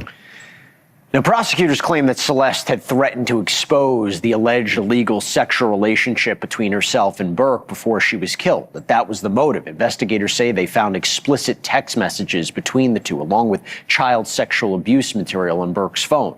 And a Los Angeles police detective testified that Burke's online shopping history showed that he allegedly bought a shovel, chainsaws, cadaver bags, heavy-duty laundry bags, cleaning supplies after he allegedly killed her. Now, Burke has pleaded not guilty to charges including murder, continuous sexual abuse of a child under 14, unlawfully mutilating human remains. He is innocent unless proven guilty. But we got to talk about what happened today. Joining me now with all the details, we have News Nation senior national correspondent Brian Enton and LA Magazine contributor Lauren Conlon. Spent the day in that courtroom. It's great to have you both here. Lauren, I'm going to start with you. What was it like in the courtroom for the whole day, particularly, though, when those photos were shown? Because that felt like the turning point. Right. It was incredibly difficult, and I couldn't help myself. I kept looking over at Celeste's father in particular, and, you know, it's heartbreaking. And I actually didn't expect us to see images like that in the courtroom. I really thought maybe they would skip over that just because it was the preliminary hearings. But unfortunately, that's what set the tone. We saw these photos, I want to say pretty much an hour into the hearings, and from there it just got more and more and more disturbing. And David showed no emotion, Lauren? Nothing to those photos? So that was one of the more disturbing parts about this, Jesse. I did not see him tear his eyes away from that screen. He looked at the screen like he was watching a movie. I mean, to me, I have seen defendants in the courtroom when photos are shown or allegations are made, they either shake their head no, they look away. It's hard. I mean, the guy was staring at it like it didn't bother him in the least. Yeah, I don't know if that's going to have an effect on the judge, but if this was in front of a jury, got to wonder if that's going to have an effect. Brian, I think substantively something very interesting happened today. They started not with the tow yard. They didn't start with the crime scene. They started all the way back in 2024 when David first had this interaction with police about his relationship with Celeste, right? When Riverside County got involved, when she was a missing teen. And they showed body cam footage of their interaction with David. What'd you take away from that? What was that footage showing? Yeah, they did. I mean, they showed up to his house because they were looking for Celeste, and they said that he was polite. He acknowledged that he thought she was 18, but someone else had told him that she was 13. And let's not forget, we're talking about a young girl here. It was something I kept remembering throughout the day. And as Lauren said, to see those pictures in court, Jesse, and like, you don't even really want to hear the details of it, but I mean, she was dismembered. She was in multiple bags. She had decomposed, and you had Celeste's parents sitting in the front row. Like, you know, sometimes, they'll leave during those moments. They didn't leave the courtroom, and what would happen is that the prosecutor would turn around and sort of like whisper to them, like, okay, this is coming up next. We're about to put up this photo. And they would look down, but there were times they were looking. There were, and I was just thinking the whole time, like, what it must have felt like for them. You know, Brian, I'm glad you said that, because sometimes we talk so much about the charges. We talk so much about strategy. We talk so much about David. This was a young girl who lost her life in brutal fashion. Yes, she's innocent unless proven guilty, but it doesn't take away what everyone saw in that courtroom and what happened to her, which, Lauren, I was following your reporting online, and you said something really interesting. All the testimony and evidence regarding the alleged purchase history of David. So after they claim that he killed her, I listed all the things. You said the order of these alleged purchases may tell you something. I did. I decided to just list the purchases in chronological order. And, you know, he started by, let's say, ordering a shovel. And then he ordered a couple of chainsaws. And then we see the burn cage. And then we see a burn-resistant mat. So in my opinion, and this is pure speculation, I was kind of thinking, okay, was he changing his mind about how he was going to allegedly dispose of the body? And I just want to go back really quick to something that Brian was touching upon, the body cam footage when the police came to David's home looking for Celeste initially in February of 2024. We were actually able to see the photo that he had of her on his phone. Oh. And I gotta tell you, I was so disturbed by this photo because he was 18 at the time. She was in 6th grade in this photo. She looked literally, I mean, I think she was 12. She looked 10 years old to me. She's in a... And there he is with her picture on his phone of her that young, met online. For her to end up dismembered in the front of a car. While he thinks he's about to go and just take on the fucking world. Was he going to be the next Taylor Swift? Sit all the way down, you deranged bastard. A Batman sweatshirt, and I'm just like, guys. Oh, I forgot. Innocent until proven guilty. Sorry, we're at preliminary stages. Never mind, they went with open mind.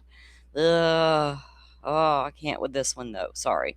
This is a child. We are literally talking about a child. Yeah, and that goes to the sex crime charge that he faces. That goes to the motive, right? Lying in wait, killing a witness, killing for financial gain, that he had to make sure that she couldn't expose him. That's the allegation. But this goes to another point. One of the things we were looking out for, Brian, in this preliminary hearing, defense has an opportunity to question these witnesses. We finally got a sense of where the defense is going in their strategy.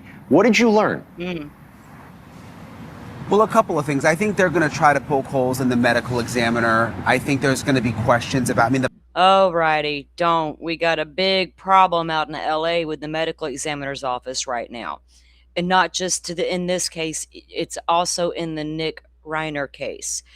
We learned during that case there's an ongoing problem between the medical examiner's office and the prosecutor's office and the police. It's a whole thing out there y'all got going on. And you got attorneys gotten beef with each other in the fucking courtroom.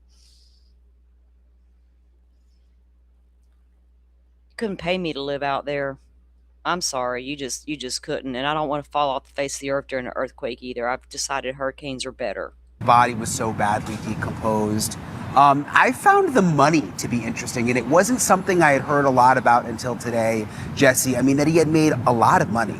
$10 to $11 million in just a couple of years, had all of these managers managing his money. His mom was very involved. The prosecution is trying to paint this picture that he had a lot to lose if word got out about this underage girlfriend, or whatever you want to call her, because she's a child, that he could lose everything. But I also sat there thinking today, could that also be part of the defense? Because they were talking a lot about how he didn't know about the money, that it was all these other people who were in control. And I wonder if they're going to go down that path more if there is a trial. Like, I mean, they knew he knew he was doing well. He knew he was doing well. But Lauren, I'll give you about 30 seconds.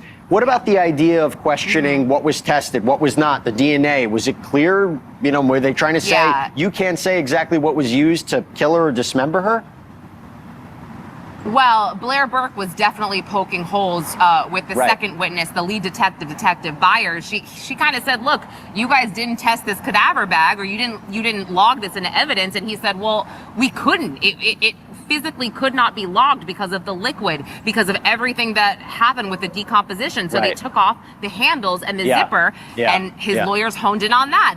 There's a few other things they honed in on. But to Brian's point, at the end, they wanted to make it known that it was David's mother who managed the money and not David. Look, and that was definitely a specific... And David's mother managed the money and not David. And he's still his money, right? He still has a lot to lose. They're going to say he wasn't shifting into protection mode by putting the Texas house in mama's name and all. I don't care. He still needed to protect him. He's his asset. He was about to go on this tour. He was about to go next step. 8 to 10 million it's pocket change by LA standards for a celebrity. Let's get real. That barely pays the fucking mortgage. Specific reason. Big picture, it's going to be an uphill battle for them to convince this judge there's not enough evidence, but you're seeing maybe sampling of what a trial will look like. Lauren Conlin, Brian Enton, thank you both so much. Really appreciate it. Okay, so now I want to switch gears. I want to go to Washington. Busy day.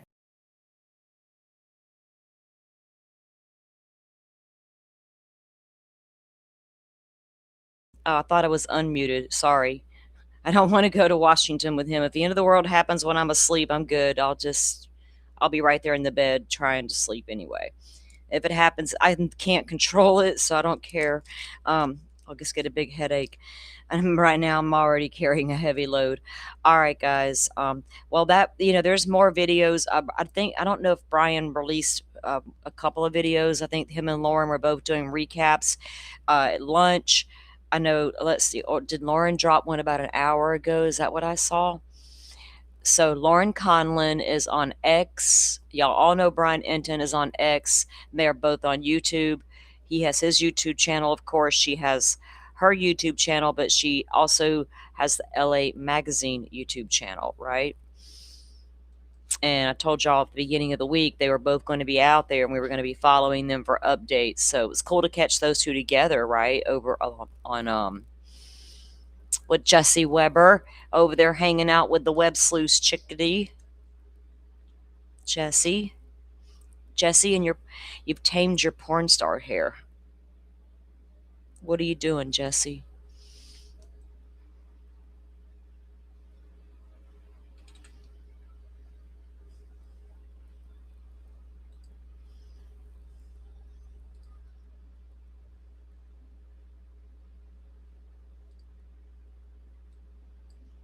Okay, she must have did it on her YouTube channel. Hold on, guys. Lauren. I was looking for her last update because I saw it posted. I thought,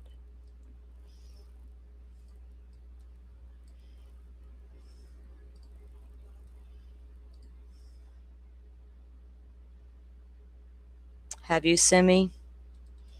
I've been following her on Twitter. I followed her on Twitter for a long time before I ever started watching anything she did on YouTube, right?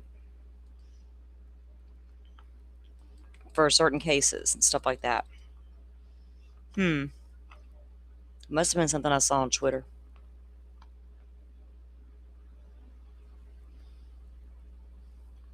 She has a video on LA Magazine from 17 hours ago. It's a 20-minute video. One from 1 day ago, from day one, bombshells revealed. That's from a day ago.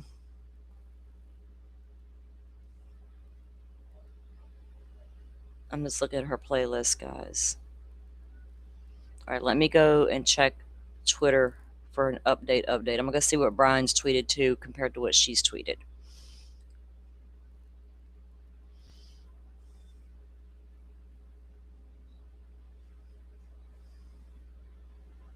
Exactly, Forrest.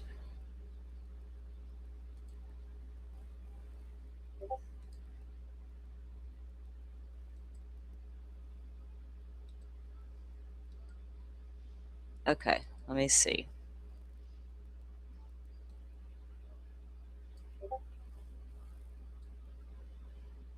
Eight minutes ago, they are on their afternoon break, according to Lauren's latest reporting on X, guys. It says, of note, multiple blood-stained items tested positive for DNA consistent with Celeste. A separate black trash bag contained DNA from 4 individuals. Huh? A separate black trash bag contained DNA from 4 individuals. People, so think about it for a second. Are these on a roll and someone goes and removes a bag, leaving behind my transfer or touch DNA?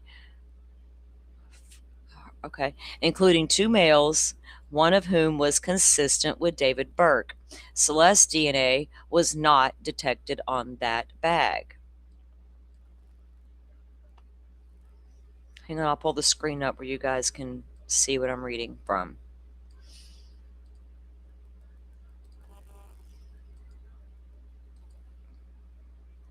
This is how you have to do it when you don't get a camera in the damn courtroom. Thank God for those out there who cover it like this, right? We wouldn't have got Delphi updates without it. And by social media, I should say. All right, so before the afternoon session, David was seen smiling, nodding, and casually speaking with defense attorneys Marilyn Bednarski and Blair Burke. His demeanor appeared to be relaxed.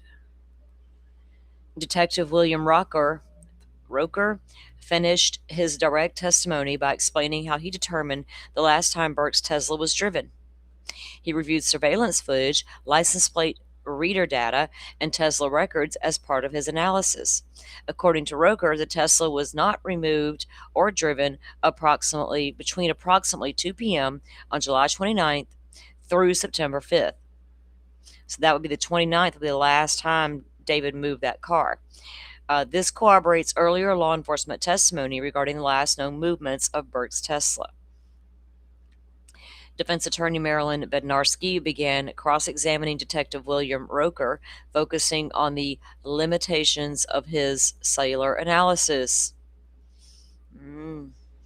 Bednarski established that Roker also reviewed records related to Celeste Rivas Hernandez's phone, but did not personally examine the device for GPS data.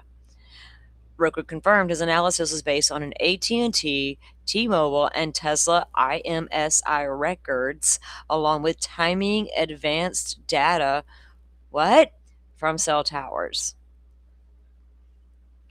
Of course, they get those reports, lady, you kind of Ann Taylor word salad are you throwing at these people? You know how it works. None of his analysis relied on GPS data from the cellular carriers. Roker also confirmed he did not conduct drive testing in this case. Bednarski questioned the maps shown to jurors identified exact locations. Roker agreed they do not provide precise GPS coordinates. Roker testified his analysis instead identifies a device's general location and estimates its distance from a cell tower, but cannot pinpoint the exact latitude or longitude. No, you can't.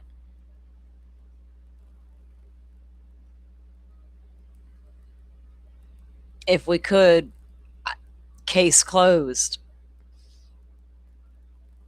They got pretty damn close in Chad Daybell's backyard, though. Pretty fucking close. He testified that the Tesla data could not show who was inside the vehicle or who was driving it. The Tesla data couldn't show that, and agreed he technically could not identify the driver on the dates previously discussed. It don't film the driver? What if somebody steals your Tesla? What good is this Tesla? I don't understand the point to start with, but okay, do you? But if it's got all that and it can't see who's driving my car in case somebody steals it, I got concerns. Why am I wasting my money? Am I wasting my money? Investigators instead based their conclusion on the Tesla and the cell phone data moving in tandem. Yeah, they usually try to do that. Where's this car going? Is it the same place this phone is? Bednarski pointed out that the latitude and longitude coordinates shown on Rocker's exhibit differ from the coordinates provided by the California Highway Patrol officers. Officer Sean Buonorostro. During Wednesday's testimony, the exhibit marked the location between Celeste Rivas Hernandez's passport was recovered. That's what was covered out there. Remember when he went to Santa Barbara, or somebody took a trip to Santa Barbara? Steve Fisher was telling us all about that Santa Barbara trip. And we know they found Celeste's passport out there in Santa Barbara. Rocker testified the two sets of coordinates were actually very close and was largely the same location. Yeah, they just pinpointed it a little bit slightly different on their map interpretation, maybe. I don't know. Picking apart the spaghetti, are we? New witness, LAPD criminalist Samantha Tosh took the stand. She testified that she has worked in the DNA unit for 18 years. Tosh analyzes biological evidence, including blood, semen, and saliva. She testified, my grandbaby's whistling, playing with his puppy. I gotta shut the door, hold on.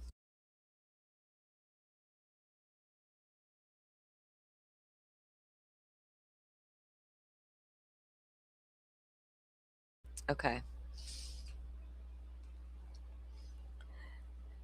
Tosh testified she developed a full DNA profile from a toenail sample collected from Celeste by the medical examiner. She also developed a reference DNA profile from a buccal swab obtained from David Burke. Silverman brings up DNA recovered from Burke's Tesla, including bloodstains found in the trunk and lower storage compartments. Tosh testified one bloodstain produced a single source female DNA, the DNA profile that included Celeste Rivas. She said the statistical analysis showed the profile was approximately 1 septillion times more likely to have originated from Celeste from any unrelated individual. Second bloodstain recovered from the Tesla also produced a single source female DNA, consistent with Celeste. Same structural or statistical conclusion. Tosh also analyzed a bloodstain on a black rubber mat recovered from the garage. That sample produced a partial single source female DNA profile with 15 genetic markers consistent with Celeste's DNA. So that places some blood on the mat as well in the garage. Although it was only a partial profile, Tosh testified it was approximately 20 quadrillion times more likely to have originated from Celeste than an unrelated individual. Tosh continued detailing DNA from additional evidence recovered.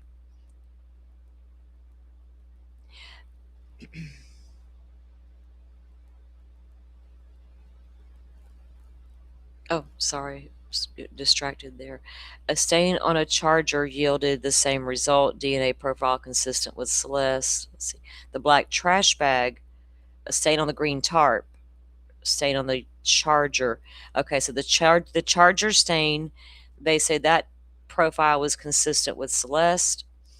The stain on the green tarp also matched Celeste's DNA.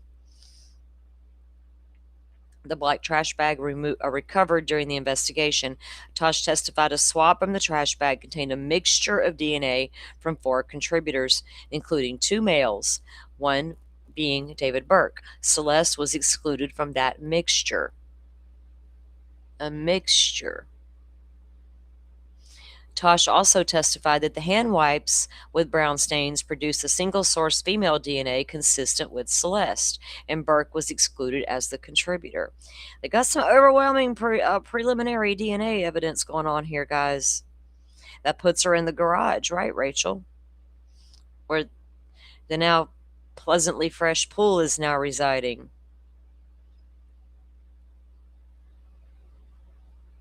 Cross-exam from Blair Burke. Burke established that Tosh was not the primary DNA analyst who performed the testing in the case. Tosh testified the report was was authorized by another analyst, with multiple analysts contributing to the work. She explained her role was as the technical reviewer of the DNA analysis. Burke asked about Tosh's communications with prosecutor Beth Silverman before her testimony. She's like, I can't stand that lady. Come here. I want to ask you questions about that Silverman chick. Back in 1988, she did this to me. I don't know how old these ladies are. Are they younger? I wouldn't be surprised. Tosh testified Silverman reviewed with her topics she would be asked about so she could review the reports. Let Nancy Grace at these heifers. It's like, I'm a prosecutor from Atlanta, Georgia. I'll bless your fucking hearts. Get him, Nancy Grace. We heard you sleep in the nude. That Connor guy that wears the pink underwear told us on his head, that guy, something about you sleeping naked. Why would you share that with him, Nancy Grace? Is that true? Ew, I don't want to know. The visual alone is freaky deaky. Freaky deaky with Nancy Grace tonight at 9. I may or may not plop a desk down in front of a murder victim's home.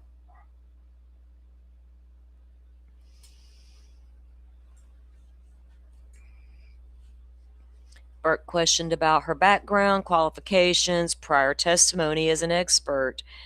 Wait, she wanted to know about her conversation with Silverman.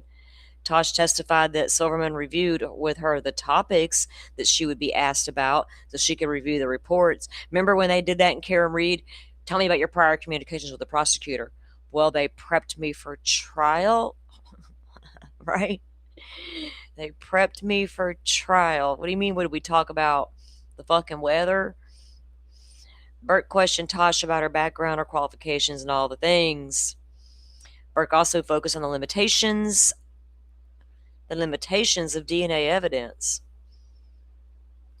Oh, we got some limitations in the DNA evidence.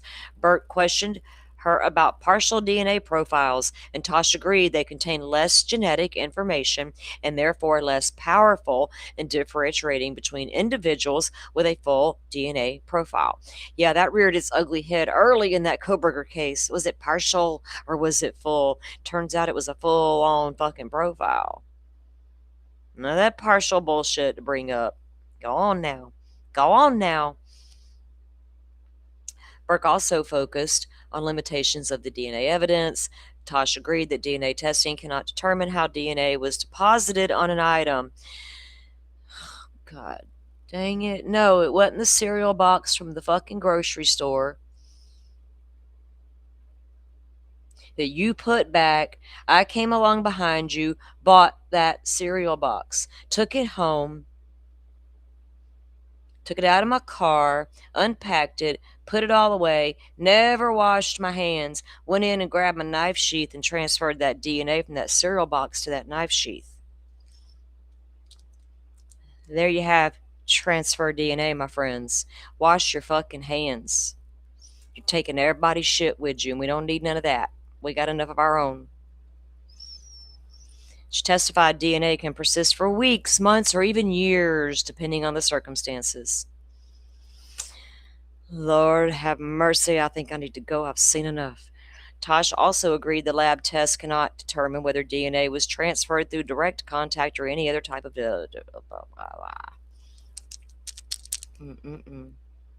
Burt continued questioning Tosh about the limitations of DNA transfer analysis. Tosh agreed that DNA testing cannot determine how DNA was deposited on the item. We're going to hear that until the cows come home, I think.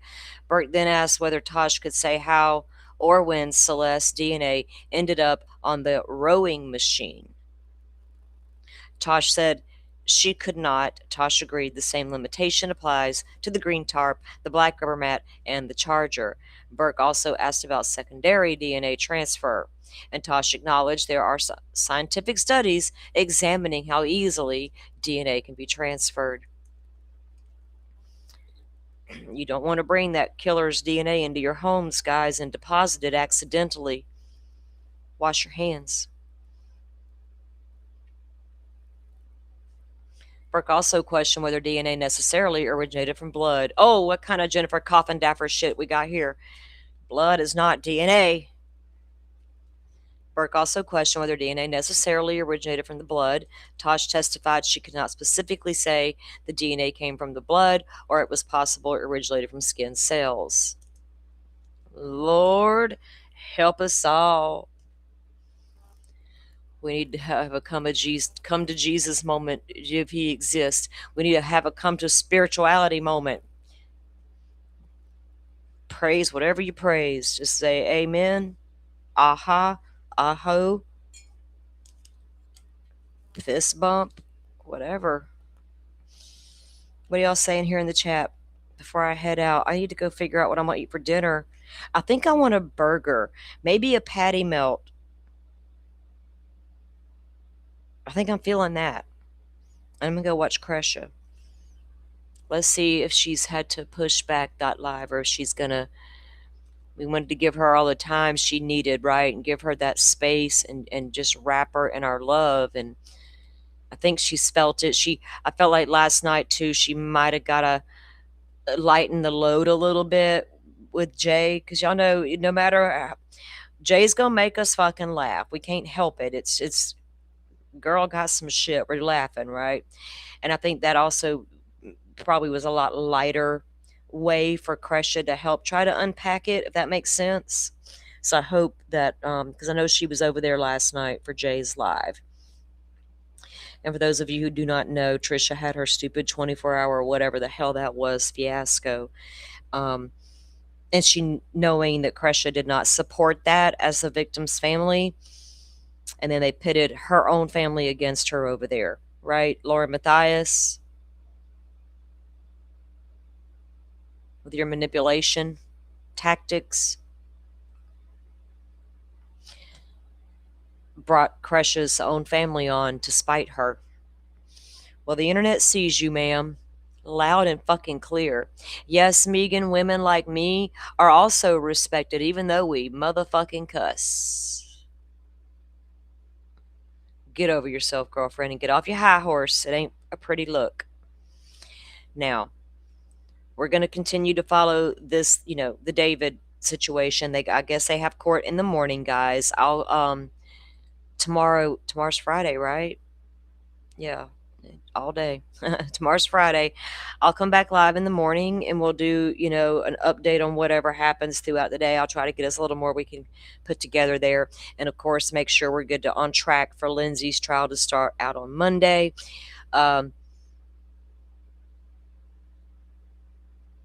Might start to unpack some of her document tomorrow, maybe. I don't know. We'll see how things go. If not, we'll be this weekend. We'll kick that off. Hey, Butterfly. Butterfly, we're about to wrap it up and you're coming in. My God, this is a topsy-turvy world, Butterfly, and I do not like the new world we're living in at all. I'm completely upside down without my butterfly, y'all. Y'all don't really, you just don't know. I miss her so much. Anyway, catch us on the replay. We just finished up a complete David Celeste recap, Butterfly. There's a lot there. And at the top of the show, we recapped the Lindsay Clancy update, geared trials on set for Monday. Anyway, did y'all see my short that I put out on Trisha? I couldn't help but make that little funny. Y'all want to watch it before we go as a palate cleanser? Should we do it? Andy put out a call for me to get as many likes as possible to break the internet with it, and it's right now we don't have enough to get it. I don't even know what it's at, really. I don't look. I don't know what it's at. Let's show it. I couldn't help myself. She triggered me. I was tired. I didn't have enough sleep, Trisha. So I saw something in the middle of the night, Trisha, that really bothered me, and I just couldn't. So this was a product of that. Please forgive me. I was tired. You understand, right? That's what you said happened to you. Tired, no sleep, saw a thumbnail another thing, Trisha saw a thumbnail about herself that upset her to the point she rears up off the blue couch and goes back over there to talk to her people, whatever little handful was watching her on the couch while her dog snored, to complain and sniffle about how much that thumbnail upset her. Then the heifer has the fucking balls to turn around and bring on Crush's family member and shove it in her fucking face. But she gonna cry over a thumbnail, y'all. It's bigger for her. So I don't apologize for my funny here, Trisha, at one fucking bit. I laughed so hard. I love to laugh, and by God, you brought it. You brought the laughter, ma'am. Another dish. I can't believe it's done. Can you, Stacy? No, I did, can't. It Butterfly. went by so fast. It did, and the year got here so fast. But shockingly, the end of the world didn't happen. So that's good. We're here for another year at least. So again, thank you, everybody. You all are so kind. And last night, actually early. Okay, so right after I was watching this when it happened, right? And I couldn't believe my eyes. Y'all, I lost my shit right here at my desk. I completely lost it. That was all I needed to see after all the fuckery, right? Right after she did it, it was a tail end of her live. She privated it, right? But Megan Connor had been streaming that portion of the live. So Jay was able to grab it and they were able to see it. And then I clipped this from Megan's bullshit. But there was speculation as to why she put that show right on private. And I said, y'all, it couldn't have been just because of the teeth slippage. Because all she has to do is go edit that last piece out and put it right back up. Right before she ended the live, she says to Stacy, they did that part one and ended it, and then went right back live and did a second stream, technically, right? She's telling Stacy, oh, I'm adding up the time from stream 1 and the time from stream 2, Stacy, we're missing 45 minutes. What are we going to do? I'm like, please do not go back for 45 more minutes. We've had enough. So I don't know why she took it down, privated it, edited all the interview with Jerry is still there. Apparently, I think she even left the teeth slippage up, y'all. I don't know what she was doing, but it wasn't. She didn't take it down because her fucking teeth fell out. No, not Early Trish. Trisha don't care. Now she'll get some empathy and she'll get some money for her Fix-A-Dent. this morning, I had a little bit of a situation where I saw something really upsetting and I started bawling. And everybody in chat was so kind, and it made it so I was able to get through it very quickly. And again, it was because when you have no sleep, you're kind of wacky. If I'd had sleep, I never would have done that. So me neither, Trisha. If she didn't have sleep, she never would have done that. Forrest, I apologize. I've had no sleep. Oh my God. Trisha's not had sleep, y'all, because she chose to have another annual 24-hour End of the World live stream in case Chad was right about something. But thank you, everybody. Thank you. So let's see. Anything here? I can't.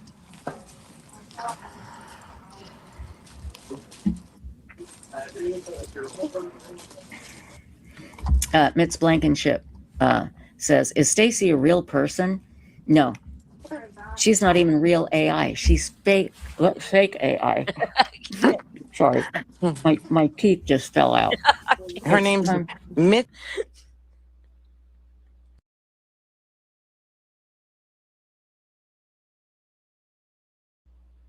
I can't, y'all. See, that's my kitty's name.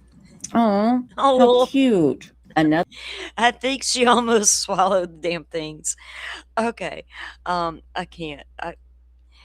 Oh, holy hell. All right, hold on. I saw Happy. Or do they really have CC more on? Good for them. Because, by God, educate the damn public, CC. And thank God they're listening. I hope. They're trying to figure out that DNA over there, Nancy Guthrie. I ain't watched them in a minute, so I saw they were going live. But and I feel like I saw something a while back of them talking about that kind of stuff finally, like my kind of jams that I want to hear about. So if they got CC on, that's interesting. We will have to review that. Not today though. Big City Crime. That's the channel. Big City Crime. What y'all got going on over there? I have to check myself at all times because they are a room full of ex-police officers. So I always got to take it with a grain of salt. I've heard things that were like, oh, but that's just cops. You know what I'm saying? Don't mean they're bad. It means I'm giving you a fair chance. All right.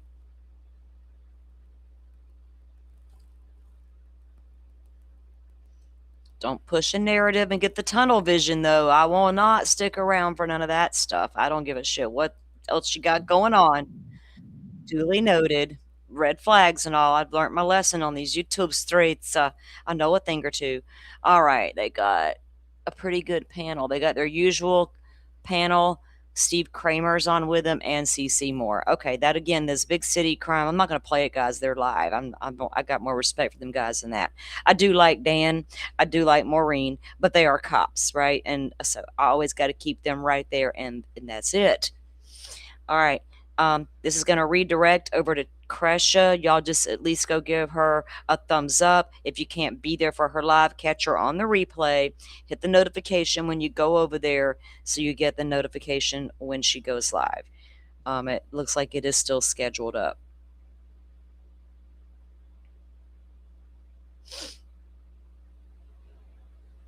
Yes, that's Big City Crime is the show where CC's on right now. Thanks, Rachel. Appreciate that. All right, guys, I'm getting messages from my family and somebody's trying to call and different things. So let me go make sure everybody's good. Y'all go enjoy your dinner or whatever you're doing this evening, and I will see you all over there when Kresha goes live.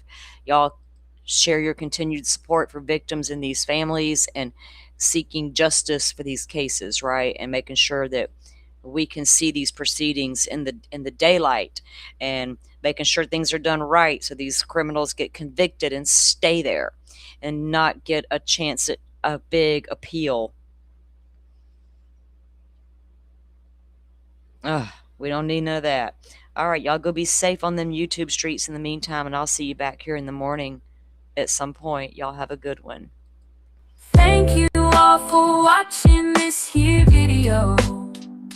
Please like and subscribe and follow. Much love from Little Yas to